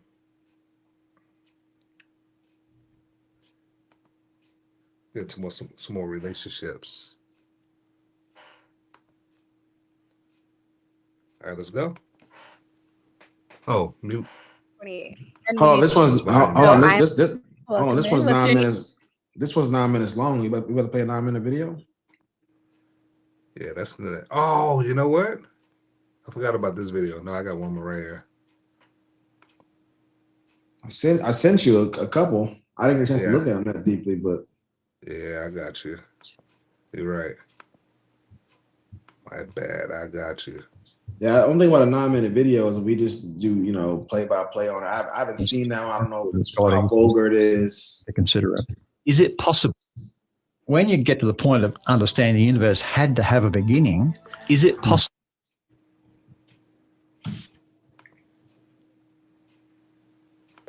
I got you. All right, here we go. When you get to Go the ahead, point do of that. understanding the universe had to have a beginning, then you need to prove that God exists. Well, no, it's not possible to prove that he does exist or does not. Is it possible to scientifically prove that God exists? Well, no, it's not possible to prove that he does exist or does not exist because we can't put God in a test tube and do experiments. But that doesn't mean there's no evidence. The evidence is powerful that God exists for those who are willing to consider it. Is it possible to scientifically prove that God exists? Well, no, it's not possible to prove that he does exist or does not exist because we can't put God in a test tube and do experiments. But that doesn't mean there's no evidence. The evidence is powerful that God exists for those who are willing to consider it. Is it possible to scientifically prove that God exists? Well, no, it's not possible to prove that he does exist or does not exist because we can't put God in a test tube. Oh, it was playing on another window. Yeah. What? We lost Vulcan. Vulcan got that dial up.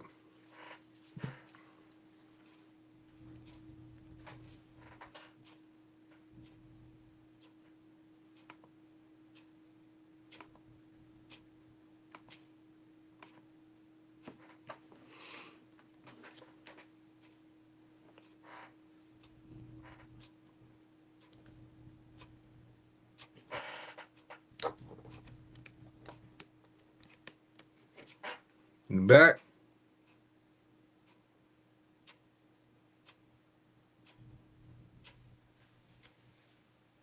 Does God exist?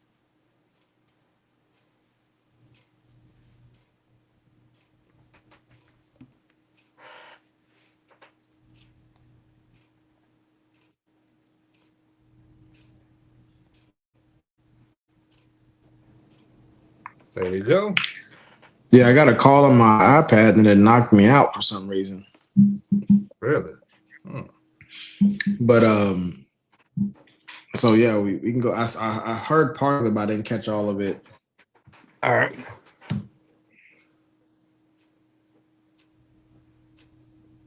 I got you. Somebody calling your iPad, huh? Now let them know you're doing the show, man. And let me find this video because I took it off. That's some dark influences trying to keep us from being great. Let's talk about it, man. Spoken to existence. All right. Tube and do experiments. But that doesn't mean there's no evidence. The evidence is powerful that God exists for those who are willing to consider it. Is it possible to scientifically prove that God exists? Well, no, it's not possible to prove that he does exist or does not exist because we can't put God in a test tube and do experiments. But that doesn't mean there's no evidence. The evidence is powerful that God exists for those who are willing to consider it. Is it when you get to the point of understanding the universe? All right. So on this one, we probably can't even see the comments on this, right? Yeah, I could make something happen. It's not that big of a deal. I was just curious. Is it possible to scientifically? Let me see. When you get to the point of understanding the universe had to have. All right, go ahead. Had to turn the sound off. Yeah. So is it possible? Prove. I got you now. Go ahead.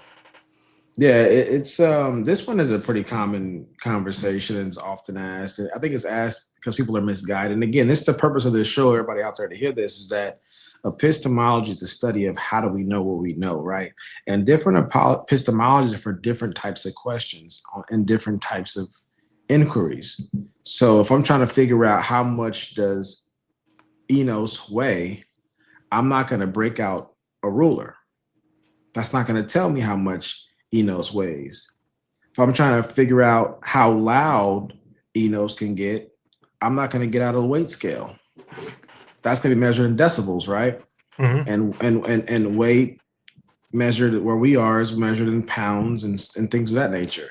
So you got to know what epistemology, what science you're going to use to figure out what type of answers, or an answer to what type of question. So when it comes to science and God, now science, how we use it, and science, what it quite literally means is two different things. So science just means knowledge. So you have your conscience, which is con and science, right? With knowledge.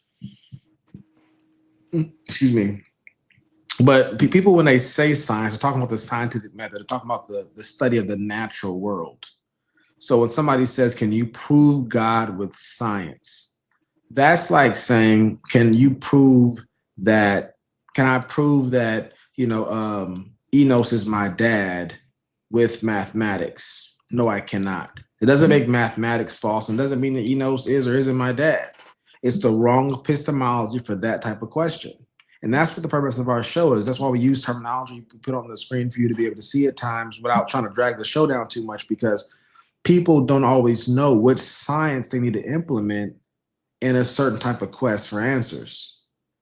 But if you don't know that, then you don't have a starting point. You don't know what you need to tap into to get where you're trying to go. And so when he says, can you use science to prove God, that's not a disproof of God or a proof of God. And it's not in any way undermining the potency of science and the utility of science. It's just saying you wouldn't use that to prove that type of thing. And people have to understand that out there, because it's the wrong type of tool for that kind of question. Science is a tool used for the natural world, empirical world. It's things that are within time, space, and matter, and whatever variation that we say the dimensions are now. So people are saying now time is the dimension and matter or space is just something that's a byproduct of it or a latent function of it. Whatever we are on that type of field, that's not my field of study. I like to learn about it, but I don't know too much about it. And sometimes the discoveries change. But what we can say is that science is the study of the natural world, the physical world. So anything that's not the physical world, you can't use science. Can you use science to prove that we have a mind? No, you can't. Can you use science to prove that George Washington existed? No, you can't.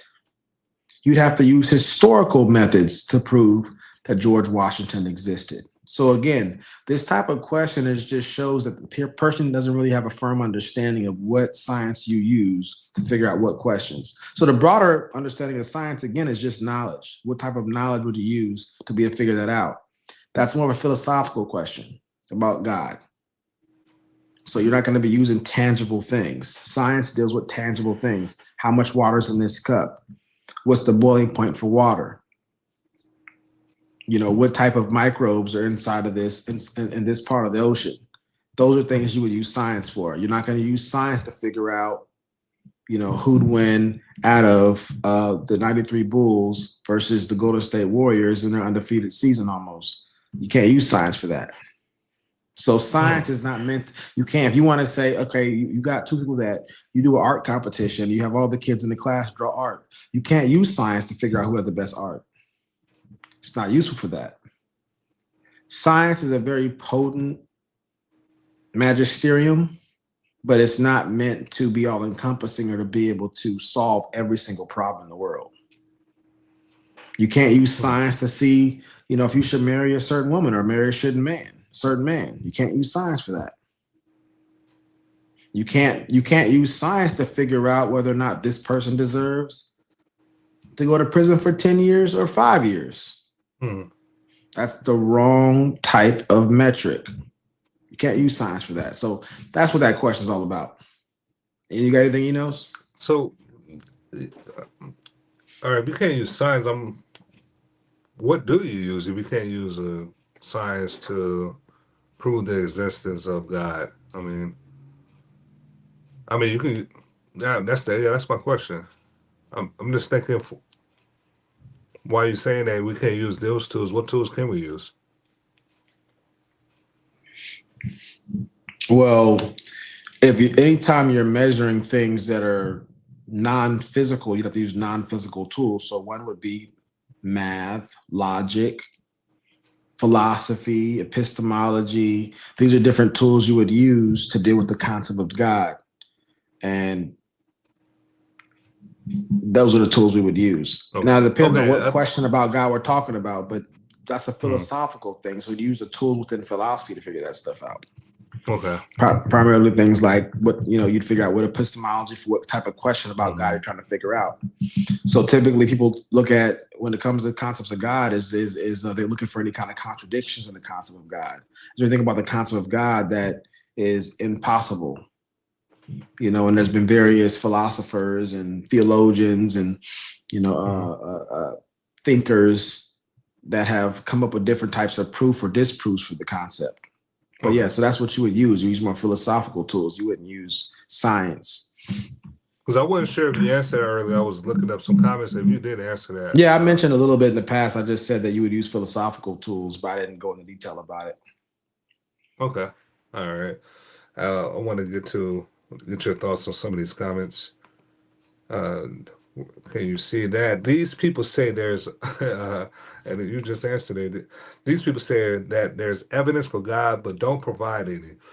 If they're all powerful God wanted to be recognized, it would present itself to humanity in order to demand.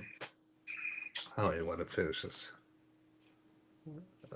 Instead of the God hides in the shadows, it really doesn't make sense. I mean, if you want to address that, I'm just. Yeah, I mean, I don't mind addressing that point. Well, I can't see it anymore, but. Oh yeah, go ahead. So these people say that there's evidence for God, but don't provide any.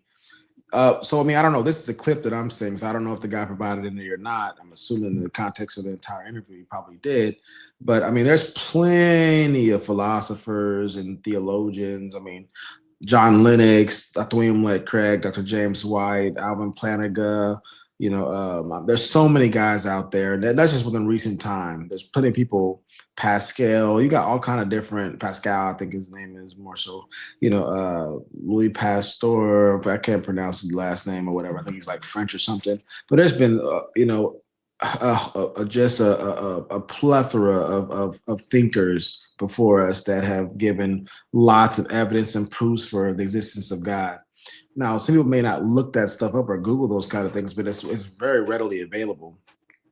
Probably the most prominent today publicizer and philosopher is Dr. William Lane Craig or John Lennox, and they do public debates all the time with atheists and people of all different kind of beliefs. And I think most people would say they typically are the winner.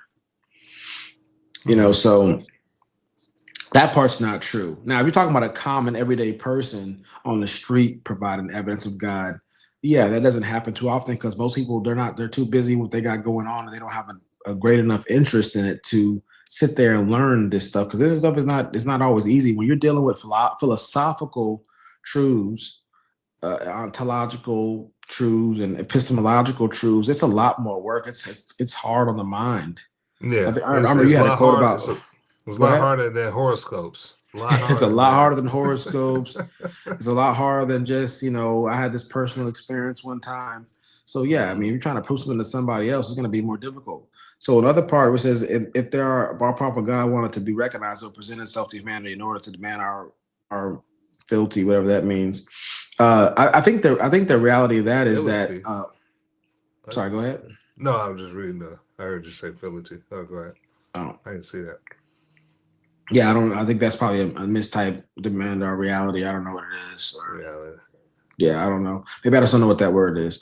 But anyways, I think the thing is with that is that from a Christian perspective, there's this is a layered or a cumulative conversation. So there is just the idea of a God, which people call like a deist or just a theistic view, where it's just there's a God.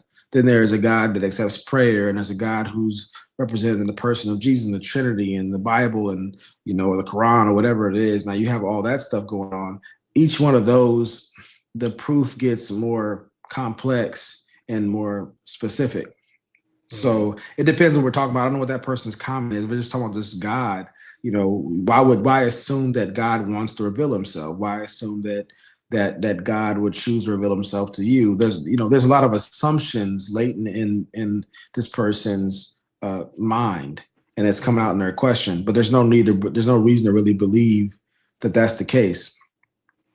I can't remember the question now because it's not up anymore. But I mean, trying to remember what the last part of what he said. I got you. But no, you don't have to do that. You're fine. But I'll just say this last piece and just say that the Bible says that it's the glory of God to conceal a matter and the glory of the king to search it out.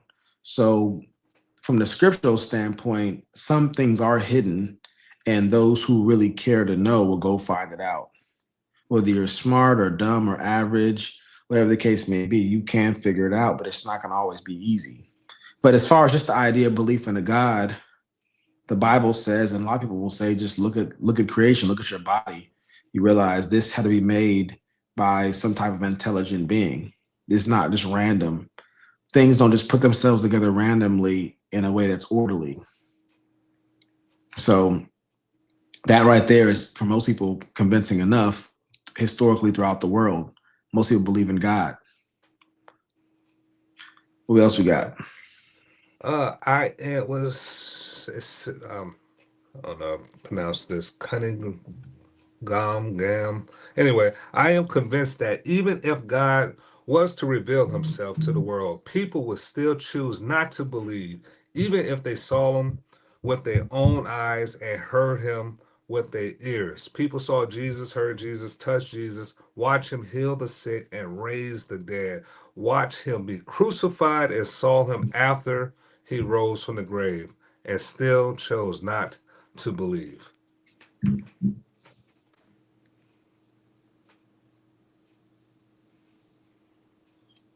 Yeah, I mean, you're just saying that they're convinced that that's the case. I think a lot of people that think about these topics more deeply would probably echo something similar. But again, it's one thing to say that God, some kind of deist perspective, and then the God of the Bible, the Quran, or something like that. Those are two different things. So, if a God revealed itself, just generally speaking, I don't know if people would choose not to believe, but believe what? That would be the question. Believe, because that doesn't deal with prayer or sin or right and wrong or whatever the case may be. The Zoroastrian people, they had their belief in that there was a good God and a bad God. So people, so I don't. It's possibly true. People may not choose not to believe, but maybe perhaps because they wouldn't know what that meant. They saw God, whatever that meant. What would that mean to them? So now we're talking about like a specific religion's God, like the Christian God. Speaking specifically, there's a scripture that talks about the rich man and Lazarus, and it's talking about the rich man was in pain and anguish in a place of torment, and the poor man was being comforted by Abraham. And the dialogue basically goes that the rich man who's now in anguish was saying, "Hey, can you have Lazarus, come and provide me some type of comfort?" And he's told, "Hey, look, in your life you had great things, and he didn't, and now he's being comforted." And then the next part goes, "Well, can you send him to my family? Raise him from the dead, and send him to my family to tell them about this place so they don't end up here." And he says, "Well, they have Moses and the prophets. They have people up there telling them about, the gloom and doom to come because they're not turning from their sinful ways and they're living in wickedness, which we are often engaging in." And he goes, "Yeah, but they see somebody rise from the dead, they would surely believe. If they saw that, they would surely believe." And then he said, if they're not persuaded by Moses and the prophets, they won't be persuaded by a man rise from the dead. And I think that's a really good point, because what is really hitting on is that people think that if people just knew the truth, they would change. People think of that in relationships with their spouse. Yeah. People think that with friendships. If they just knew the truth, they would change. People are robots. If you just plug the true information in there, their program is going to make them act this way. But as you get older and you mature, you realize some people do certain things not because they're ignorant about the truth, is because they have their own desire to do what they want to do. I saw that in churches. I would go to certain churches and I would see certain things happening that I was like, this is not what the Bible teaches. And I'm thinking, oh, they just probably don't know. Let me go ahead and show them this verse and explain this to them. And they go, yeah, but we're going to do it this way. And you realize it wasn't an ignorance thing. I remember there was a guy. I want to ask you something, Vo. So when you noticed that in some of these pastors, what was some of your thoughts even back then when you was like, because you was younger at the time, and you introducing certain scriptures, or I'm not sure what you was introducing, but showing them a better way of what the truth was. What were some of your thoughts during that time?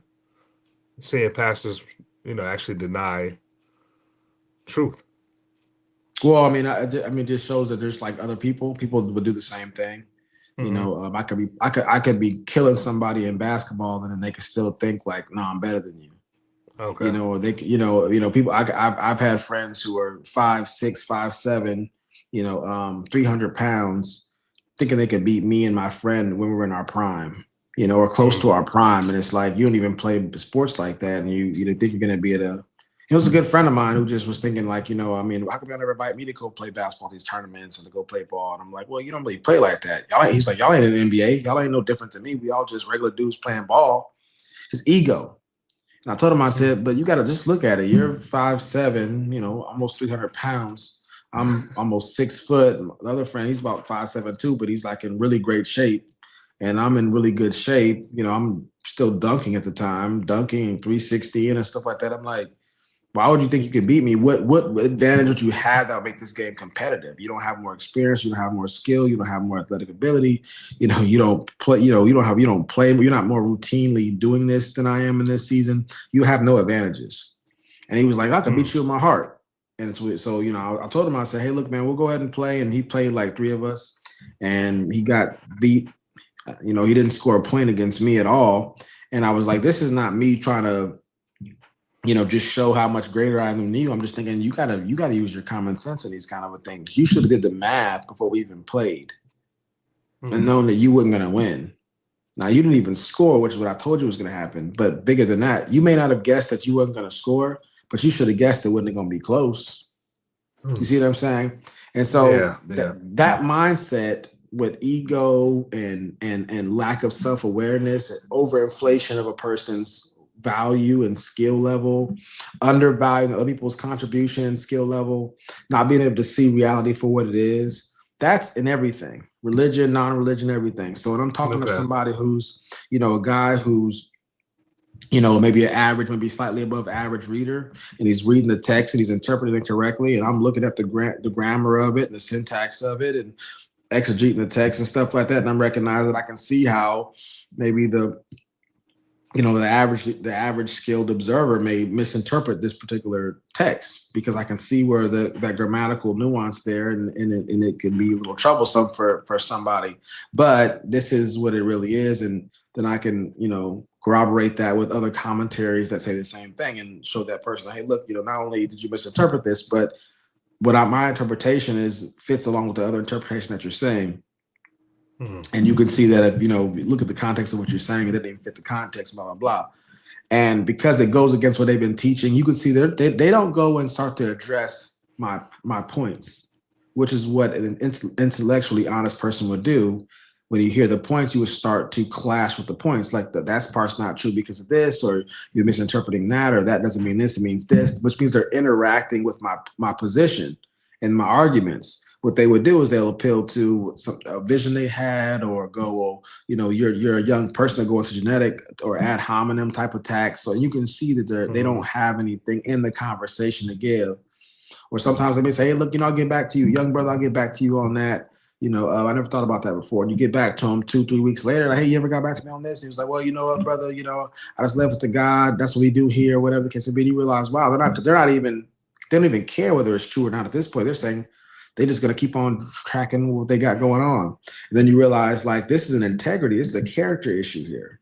So my point is just saying, just because people know the truth doesn't equal better character, that they're going to act on that truth doesn't equal ought. So just because something is that way in their mind, they go, yeah, that's what it is, but that's not what in my world what it ought to be. And so, the last thing I was going to say is I remember there was this guy, he prominent, communicator, a guy named Ray Comfort. He communicates a lot of Christian teachings and go to different universities and places and talks to people like that. And I remember he was talking to one guy and he was like, the guy was saying the Bible's not true because of this, and this reason, all that kind of stuff. And, young college guy. And he looked at a young college guy and he was like, man, are you saying all this stuff because you just want to be asleep with your girlfriend? And the guy was like, yeah, probably.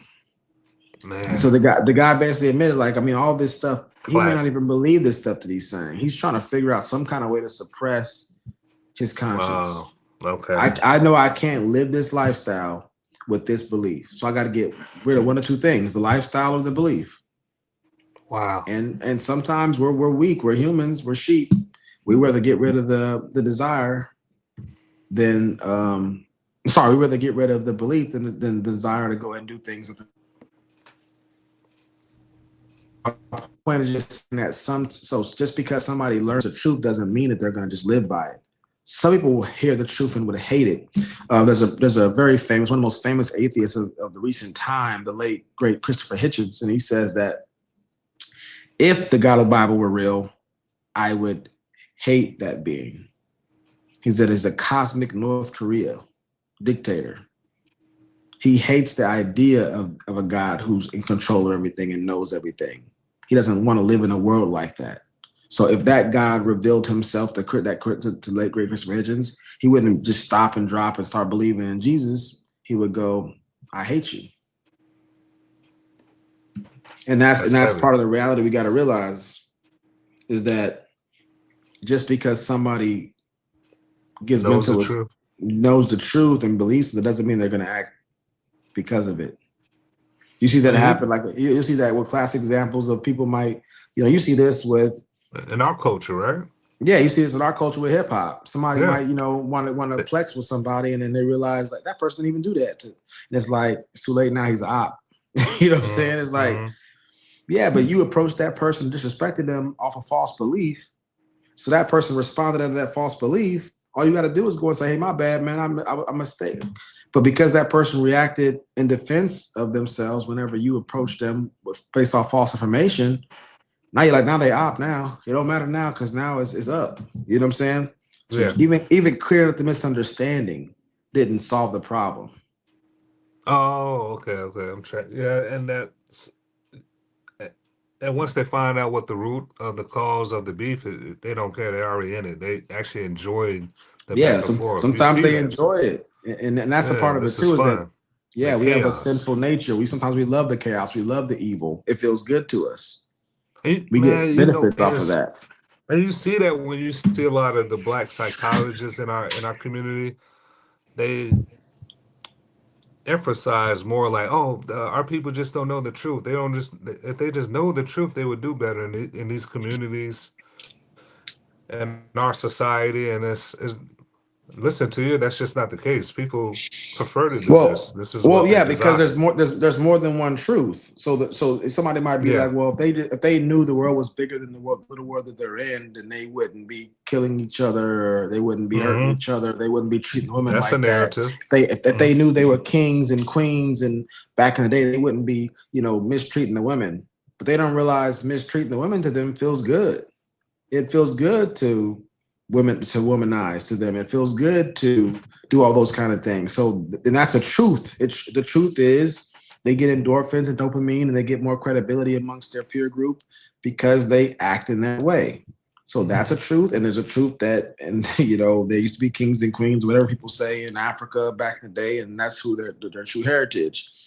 There's two truths there. One gives them immediate gratification, and one is, wishful thinking, hundreds and hundreds of years ago. They opt for the more recent truth. Knowledge, and that's one thing we talk about all the time on the show, and it's important because people will go and Google a bunch of stuff on the internet. I'm sitting up straight. Yeah, I'm sitting up straight. I can't go back anymore.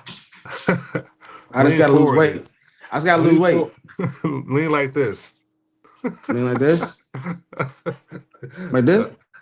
Like how I'm doing. I mean, I can't tell him I what you're doing. I get what it is. You got that wide camera. That's right. Yeah. I don't know if I can let me see if I can change the camera here. Back camera, front ultra wide, front. Oh, let me do front camera. Do front camera. That's better. There you go. There we go. All right. So yeah, now y'all can't see my belly. You could probably lift it up, get some space. You know, I learned this when I was doing video classes. Some space above your head a little bit. There you go. Look, that professional look. Yeah, we out here now. All right. So I forgot what I was mentioning, but yeah, just saying how our community, you said, it's different type of truth. So sometimes they say, if you know this type of truth, we was kings, queens, or different. Yeah. Speaking of that, different spiritual practice. I want to get your thoughts on this. It's a young rapper, Vic Mensa, and he was talking about his spiritual practice. He practiced voodoo. And we'll get your thoughts on that, man. Turn this volume up. All right. But anything else you want to say on that topic before we go to the next one? No, not really. I can't remember what I was going to say about it, to be honest with you. I think it ties into this. Okay. All right, let's go. Guys that are super Christian, like Chance and them. Yeah, my grandfather, he was a voodoo man. I'll be in conversation with some of my guys that are super Christian, like Chance and them. I'll mention voodoo, and they be like, keep that evil shit away from me. Voodoo and other traditional African spiritual systems like Yoruba have been demonized to be made into this evil boogeyman because it's a brilliant way to control a people to make them hate their own God. If I can convince you to denounce and hate your own God and subscribe to my God, then I can convince you to do what my God said. That's why God in the Bible was used to justify slavery, because they would pinpoint and cherry pick pieces that fed a narrative. Turn the other cheek. Servants, be good to thy master. But really, like, ultimately, the African spiritual systems from Vodun, Yoruba, it's really just systems of ancestor worship. They all believe that there's one single omnipresent deity, similarly to Christianity or Islam. There's a set of Loas or Orishas like Papa Legba and Mami Wata. You could almost akin those to saints. Christianity has all these different saints, these different angels, the Archangel Gabriel to have power on earth over human beings. The Loas or the Orishas are kind of like that. It's really not such a vast departure in the way that people be indoctrinated in monotheistic religion that feel like all the African spiritual systems are evil. Christians be killing motherfuckers too if they don't agree with them. Isn't that how they got Martin Luther out of here? And Martin Luther King, goddamn it. I guarantee you, the nigga that killed Martin Luther King considered himself a Christian. And then the niggas that killed Malcolm X.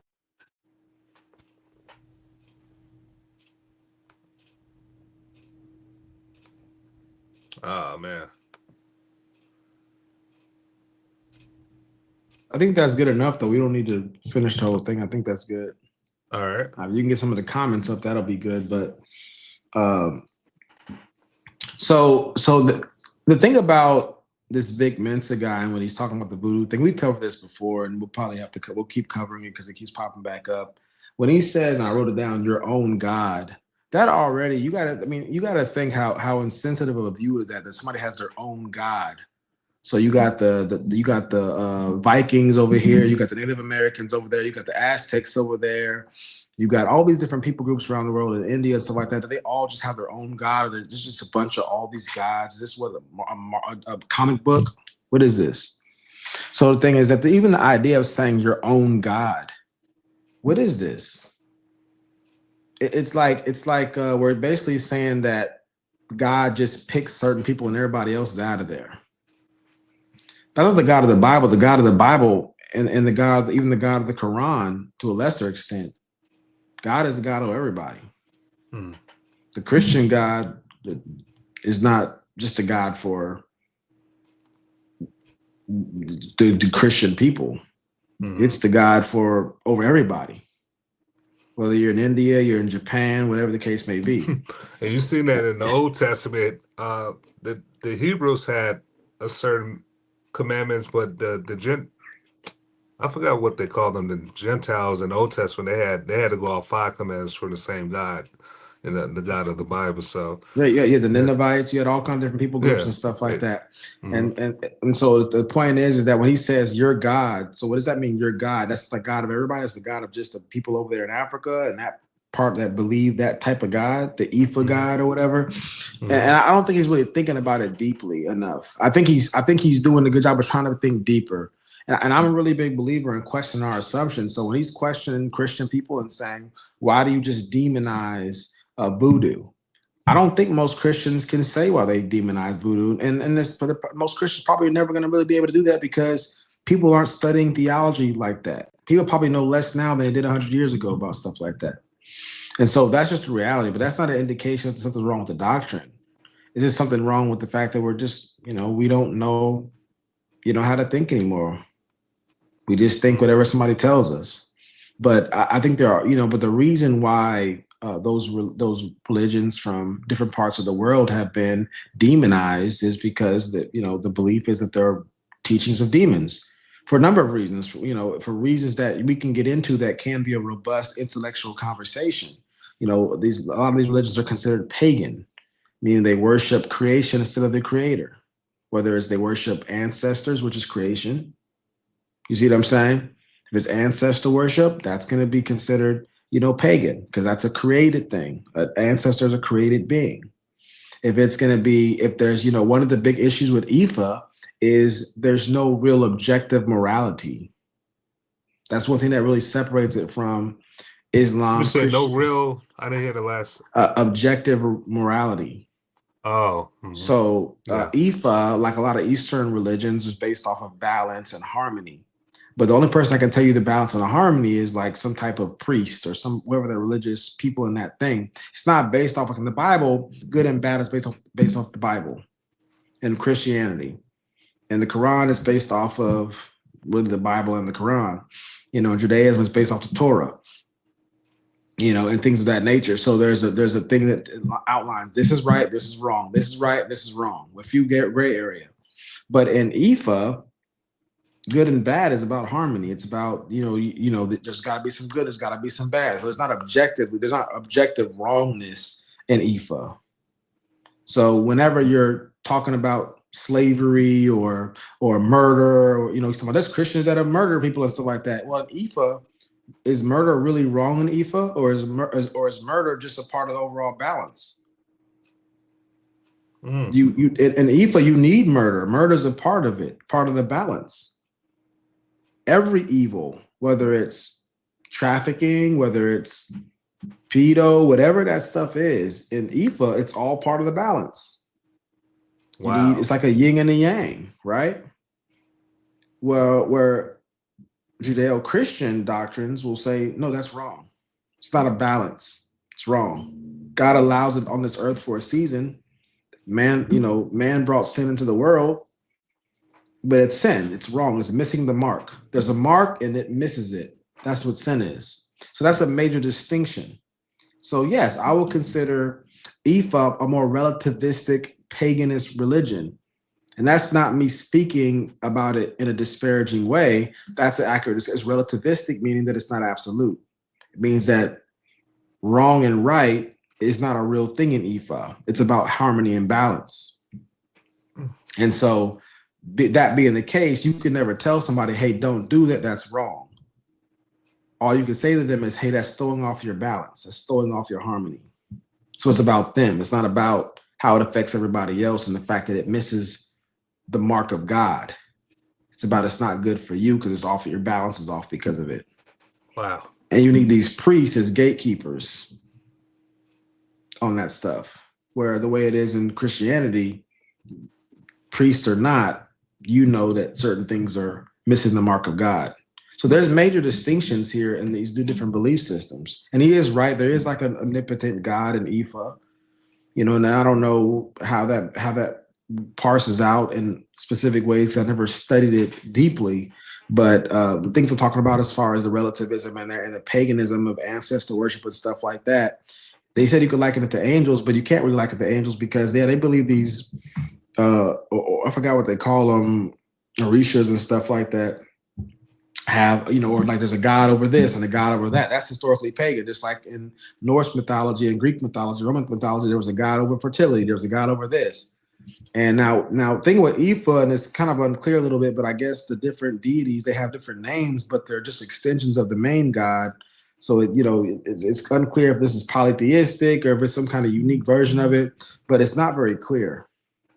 So I would say that I think he just hasn't looked at it deeply enough. And the thing about most people, they live around Christianity, so they think they have a firm grasp of it, but they don't know enough. It's like the Dunning-Kruger effect. They don't know enough to really know about it. They just know enough to really kind of get, feed their narcissism about how much knowledge they really have. It's a certain haughty, pompous approach to doctrine and theology. So they don't know that much about Christianity, and they learn this other religion where they deep dive into it because it's new and it's novel. So they're deep diving into Ifa, but because they're not students of theology and philosophy itself, they don't know the right questions to ask. If I'm going to approach a religion, be it Hinduism, be it, a Jadeism or any kind of religion, Ifa, whatever it is, I know what questions I'm going to ask the religion because I understand ontology. And I understand epistemology. I know what I'm going to be looking for to figure it out, to get to know about it, and to know how veridical it is based on epistemology. But I know what questions to ask because I understand ontology to some extent. Not as much as an ontologist, but enough to have a good grasp of what questions I should be asking. If you don't get that foundation and then you go into, study different religions, stuff like that, you're going to be all over the place because you're taking your amateur understanding of religions and theology and philosophy, and you're trying to extrapolate way more than you have the capacity and the tools to be able to. And so all it's going to do is just cause more confusion. But you're going to feel like you have this understanding that you really don't have. So I would just say with this Vic Mensa guy, he seems like a pretty sharp guy. He just seems to be ignorant about a lot of these things. And also a lot of us, because of the African diaspora and the fact that we have this blind allegiance to our melanin and Black existentialism, because that represents just the opposite of white imperialism and colonialism, white supremacy. We just tend to blindly go into it because at least it's not whiteness, and we associate Christianity with whiteness, even though Christianity is from the Middle East. Yeah. So it's all weird and it's all backwards, and we're not really thinking. We're just kind of blindly going through it. It's almost like that story of, the blind man who's filling on the elephant, and he feels the trunk and he goes, oh, this is a snake. Then he feels the back and he goes, oh, this is a hippo, because he can't see the whole elephant, Mm-hmm.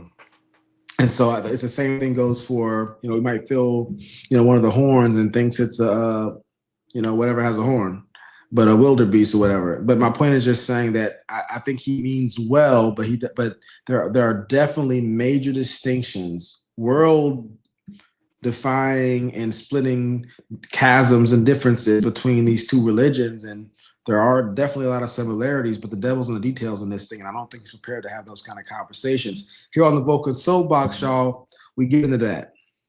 Well, hold on. So I'll leave you for the folks out there, can you provide at least one question? Because you say the right questions to ask to vet some of these religions. For the folks, can you give them one question they can utilize to investigate some of these religions? Well, I would say to investigate anything is, I've already mentioned two things: ontology, which is the study of the nature of being. So if I'm looking at plastic, what's the ontological foundation of plastic, or nature, or ideas or concepts, religions, or whatever it is, I want to understand the ontology of it. What is the nature of it? And then also epistemology. How do I figure it out? What epistemology should I be using in this endeavor, on this journey, this quest of knowledge? Which epistemology is going to help me get where I'm trying to get to the most accurate, consistent, efficient way? So those are the questions you should be asking. Okay. When you're approaching it. If I'm studying religion, how do I vet it? Am I looking for contradictions? Does this religion claim to be infallible? Okay, how do you test if something's infallible? You're looking for contradictions, blah, blah, blah, blah. So, learn epistemology, learn ontology. I'm not going to give any kind of get rich quick question here. or get smart, quick question here. It's going to be doing a due diligence of just getting you don't need a deep. I mean, when you start looking at epistemology, you know, how long before you were like, okay, I feel a lot more skilled in studying. How long did it take for you? Didn't take long. Because you had to design. Couple of months, maybe couple of months or something few like months. that. I give 3 months at the most, but a few months. You know, at least a few months. And then how, in your experience, how did that affect, you know, your studying? It's a systematic way of thinking. It gave myself a template to go off of instead of freestyling.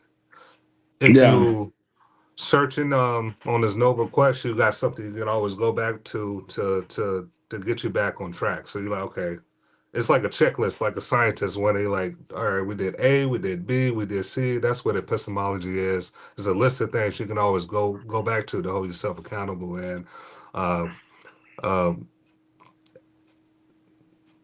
yeah, so that's the best way I can explain it now. It's a reliable source you can always go to help you navigate. How much better, if you could put it in percentage, you know, how much in a percentage, how much better did it make you at studying? 10%, 20%, 30%, 50%, 100%? What would you say? How much better? Mm-hmm. Because it eliminated a lot of the confusion. So the smoking mirrors, all that is gone. High 80s. Because it doesn't take long. You can hear, especially with some of the popular sophists, we actually cover some of these guys on the show, and women, right?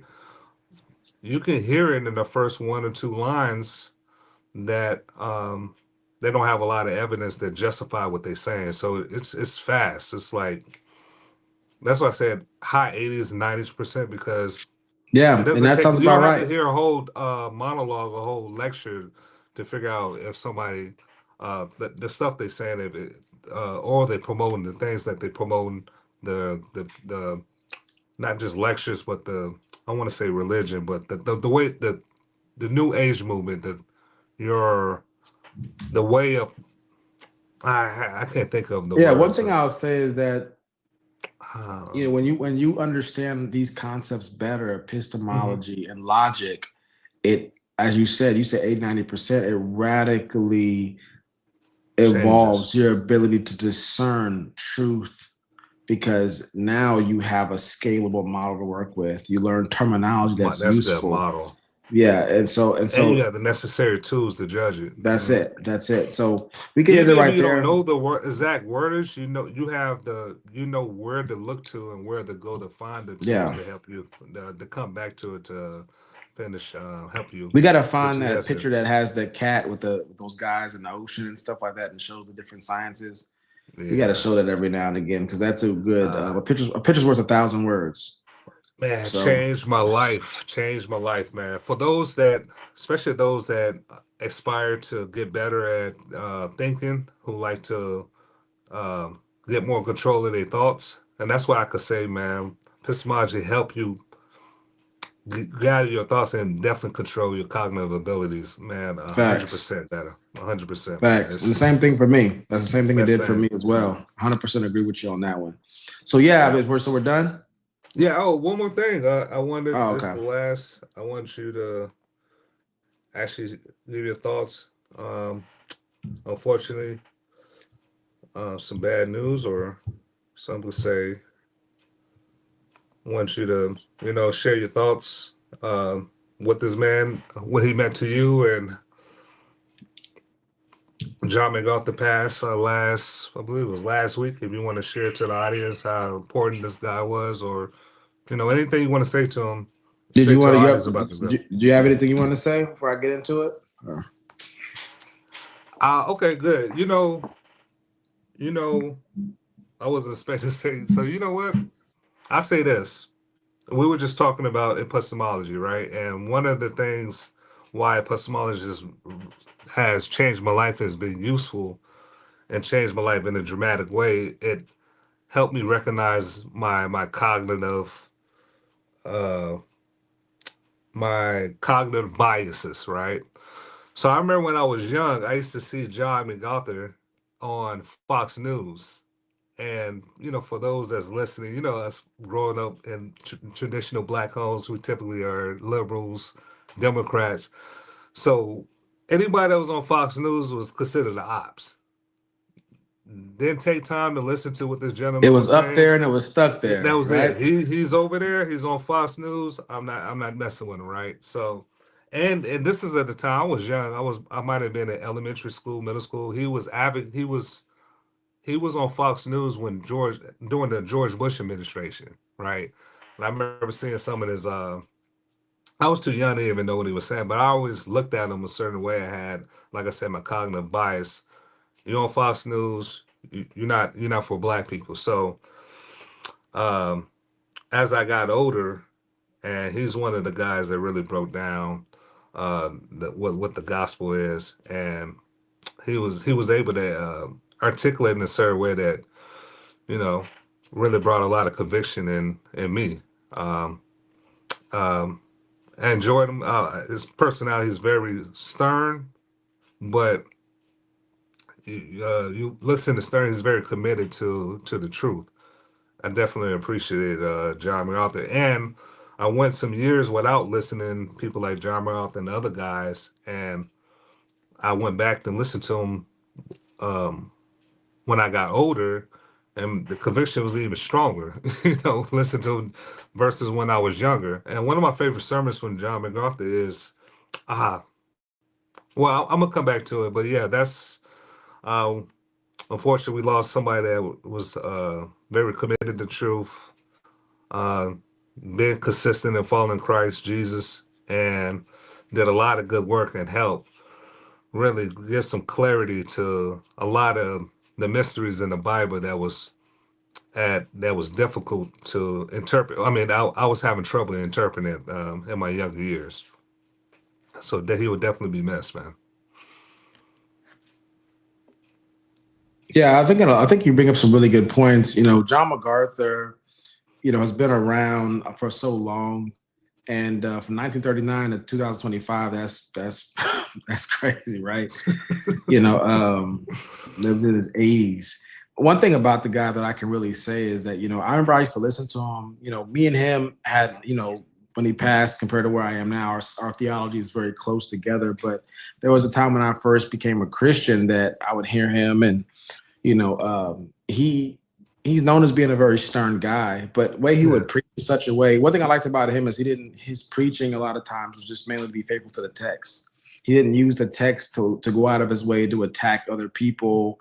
He would deal with false teachings and stuff like that, but he would try to be faithful to exegeting the text. I've always appreciated more expository preachers versus topical preachers, where they just focus on what they want to talk about.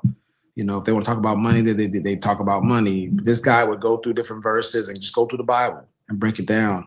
And he was very faithful to that. He wasn't a sensational. He wasn't looking for the oohs and the ahs and all that kind of stuff. And I always appreciate his consistency in his messaging. And you see this, especially in our community, but you see it in the white community as well, in other communities. But I think ours, we probably have it the most, but whenever they would get attacked or he would deal with other doctrine, he'd always appeal to some kind of reason.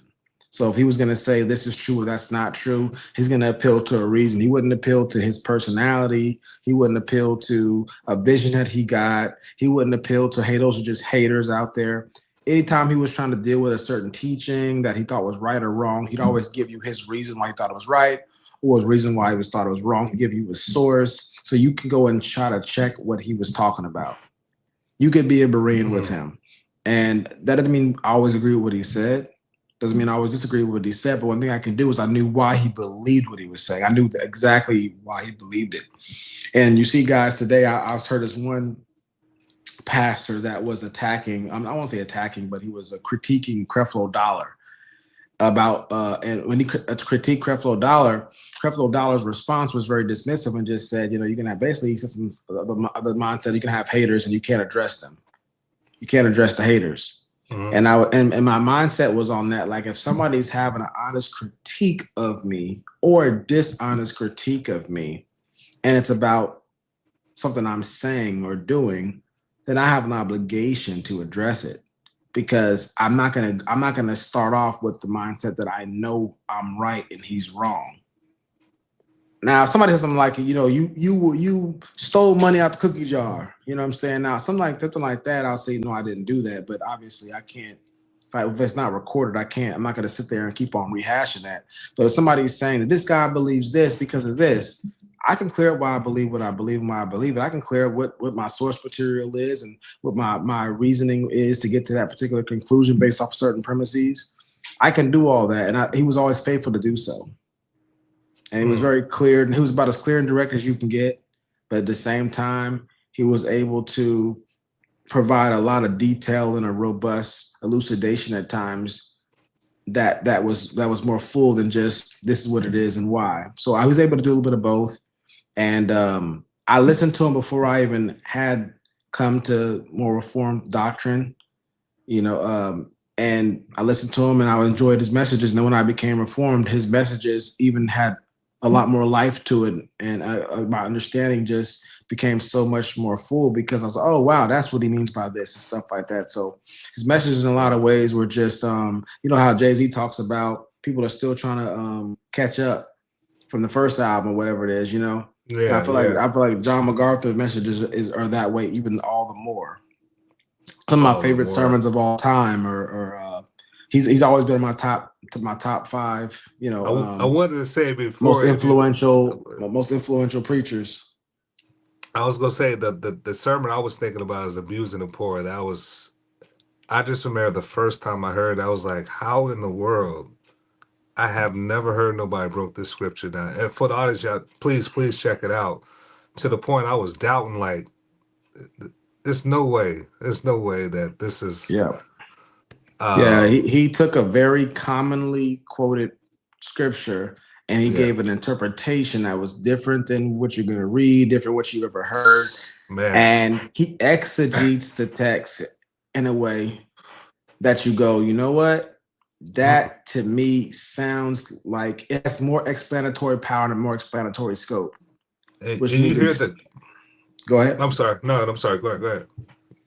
So I was like, that answer that he provides fits the details of the narrative way better than what we've been told thus far. And I was like, that was a pretty unique take. I don't know if it was originally his all the way, but whether it is or not, he elocuted so well. I was like, what it did, it wasn't so much I was enamored by the way he explained it. It was more so, as somebody who always wants to be on the right side of things and have this insatiable, quest for truth and understanding. I realized that even me, I have times where my assumptions blind me.